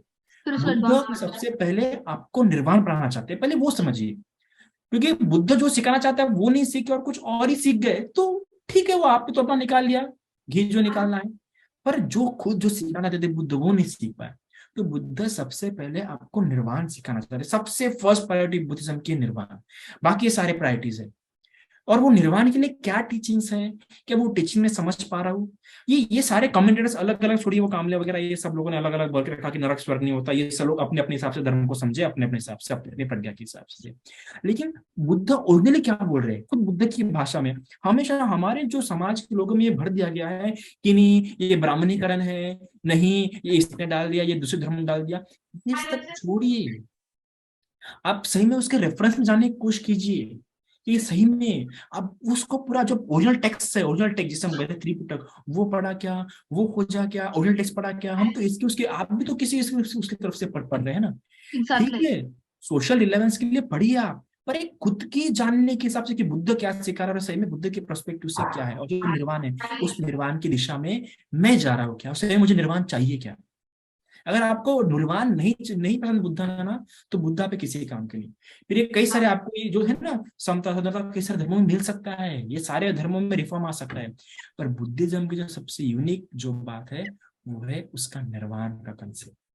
तो बुद्ध के निर्वाण के कंसेप्ट को समझने की कोशिश कीजिए, बुद्ध के हिसाब से भी समझने की कोशिश कीजिए। ये सारे तो फिलोसोफर हो गए, आगे भी कई सारे फिलोसोफर आएंगे अपने हिसाब से बुद्धिज्म को समझाएंगे, पर बुद्ध के हिसाब से बुद्धिज्म क्या है, ये कमेंट्रीज पढ़ना वगैरह ठीक है नॉलेज बढ़ाने के लिए, पर बुद्ध क्या समझा रहे, बुद्ध के पर्सपेक्टिव से क्या है वो समझिए। क्योंकि मैंने भी पढ़ा, मैं भी देखिए, मैं चाहूँ ना तो ये पूरे देवी देवता वगैरह ये सभी कुछ आपको मैं एकदम साइंटिफिक पर्सपेक्टिव बता सकता हूँ पूरे कि क्या है इंद्र का, फिर सोशल पर्सपेक्टिव में भी एकदम ये सब कुछ छोड़ के सोशली कैसे बता सकते हैं कि लगेगा ही नहीं कि देवी देवता है। मैं आपको ऐसे ही बता सकता हूँ रेफरेंस दे देके, लेकिन उससे क्या हो जा रहा है, उससे व्यक्ति धर्म को अलग तरीके से समझ रहा है। तो इसलिए मैं फिलहाल मेरा पूरा फोकस है कि मैं इसको ओरिजिनल टेक्स्ट में पढ़ाऊंगा। फिर जब मुझे साइंटिफिक पढ़ाना रहेगा तब फिर मैं उसके अलग सीरीज लूंगा कि हाँ भाई अभी वो सब ऐसा अलग है, उसको इस दृष्टिकोण से समझेंगे। तो ये समझने के अलग अलग दृष्टिकोण, जैसा सारिपुत्र ने बोला था किसको, अश्वजीत को, कि तुम मुझे सार बताओ, मुझे अलग अलग दृष्टिकोण से जानूंगा। तो ये समझिए कि अलग अलग पर्सपेक्टिव से, और एक खुद का बुद्ध का भी अपना पर्सपेक्टिव है। एक कहानी मिलती है मुझे बहुत पसंद है बुद्धिज्म पे, कि भगवान ऐसे प्रवचन दे रहे थे, प्रवचन देने के बाद भगवान ने बोला भगवान ने बोला जाओ अभी अपने अपने काम पे लग जाओ। उसमें से एक महिला आती है और कहती है भगवान अच्छा है कि आपने बोल दिया, अपने अपने काम पे लग जाओ, मैं कपड़े धो रही थी, अभी जाके कपड़े धोना फिर से शुरू कर दूंगी। एक आदमी आता कहता है कि भगवान मैं खेत के काम पे जा रहा था पर लोग को देख के यहाँ पे आ गया था, अब आपने बोला कि अपने काम पे लग जाओ तो मुझे याद आ गया कि हाँ मुझे भी खेत के काम जाना, मैं खेत के काम पे जाऊंगा। फिर एक बच्चा आता कहता है कि भगवान अच्छा आपने बोल दिया अपने काम पे लग जाओ, मैं अपनी पढ़ाई कर रहा था जाके अपनी पढ़ाई करूंगा। फिर भगवान आने की तरफ मुंह करते कहते कि देखा नंदा, मैं लोग कैसे भी क्यों ना बताऊं, आखिर में लोग समझेंगे अपने हिसाब से, अपने प्रज्ञा के हिसाब से, अपने बुद्धि के हिसाब से। जब मेरा कहना था कि अपने अपने काम पे लग जाओ तो मेरा कहने का मतलब था निर्वाण के काम पे लग जाओ, पर लोगों ने समझा अपने अर्थ। सभी श्रद्धावान उपासक उपासिका हाथ जोड़े, हम बुद्ध धम्म संघ को क्षमा याचना करेंगे, फिर आदरणीय बंधु जी को याचना सॉरी करेंगे। अगर मेरी थोड़ी सी आवाज वगैरह बढ़ गई होंगी किसी को लेके, और मैं थक गया था बहुत। ठीक है। कायेन वाचा चित्तेन पमादेन मया कतं अर्चयं खमामि भन्ते भूरिपय्या तथागत। कायेन वाचा चित्तेन पमादेन मया कतं अर्चयं खमामि धम्म सन्दिथिक अकालिक। कायेन वाचा चित्तेन पमादेन मया कतं अर्चयं खमामि संघ पुण्यं खेतं अनुत्तर। साधु साधु साधु। पुण्यानुमोदन याचना। ओकास वन्दामि भन्ते मया कतं पुण्यं सामिना अनुमोदितव्यं सामिना कतं पुण्यं मह्यं दातव्यं। साधु साधु नमः। ओकास द्वारत एन कतं सब्बं अर्चयं खमथ मे भन्ते ओकास खमामि भन्ते द्वितीयंपि ओकास खमामि भन्ते तृतीयंपि ओकास खमामि भन्ते। खमामि खमामि खमतु खमतु खमामि अभिवादन शील संचय जलदान। ठीक है लेके बैठे थे कि नहीं तुम? हाँ ओके ठीक है। यथा वारिवः पुरा परिपूरन्ति सागरं एवमेव इतो दिनं पेतानं उपकम्पति इच्छितं पचितं तुमं क्षिप्तमेव सेतु सभ्ये पुरंचित्त संकप्पा चंदोपनोत्सुता मणि ज्योतिरसु यथा। हाथ जोड़ के बैठे। अभिवादनशीलस्य नित्यं वद्दापचायिनो चत्तारो धम्मा वदन्ति आयुवन्नो सुखं भवन्ति। साधु साधु साधु साधु। सभी को नमो बुद्धाय। ठीक है आदरणीय बंदी जी, आपको बहुत बहुत साधुकार। सभी जुड़े हुए श्रद्धावान उपासक उपासिका सभी को बहुत बहुत साधुकार।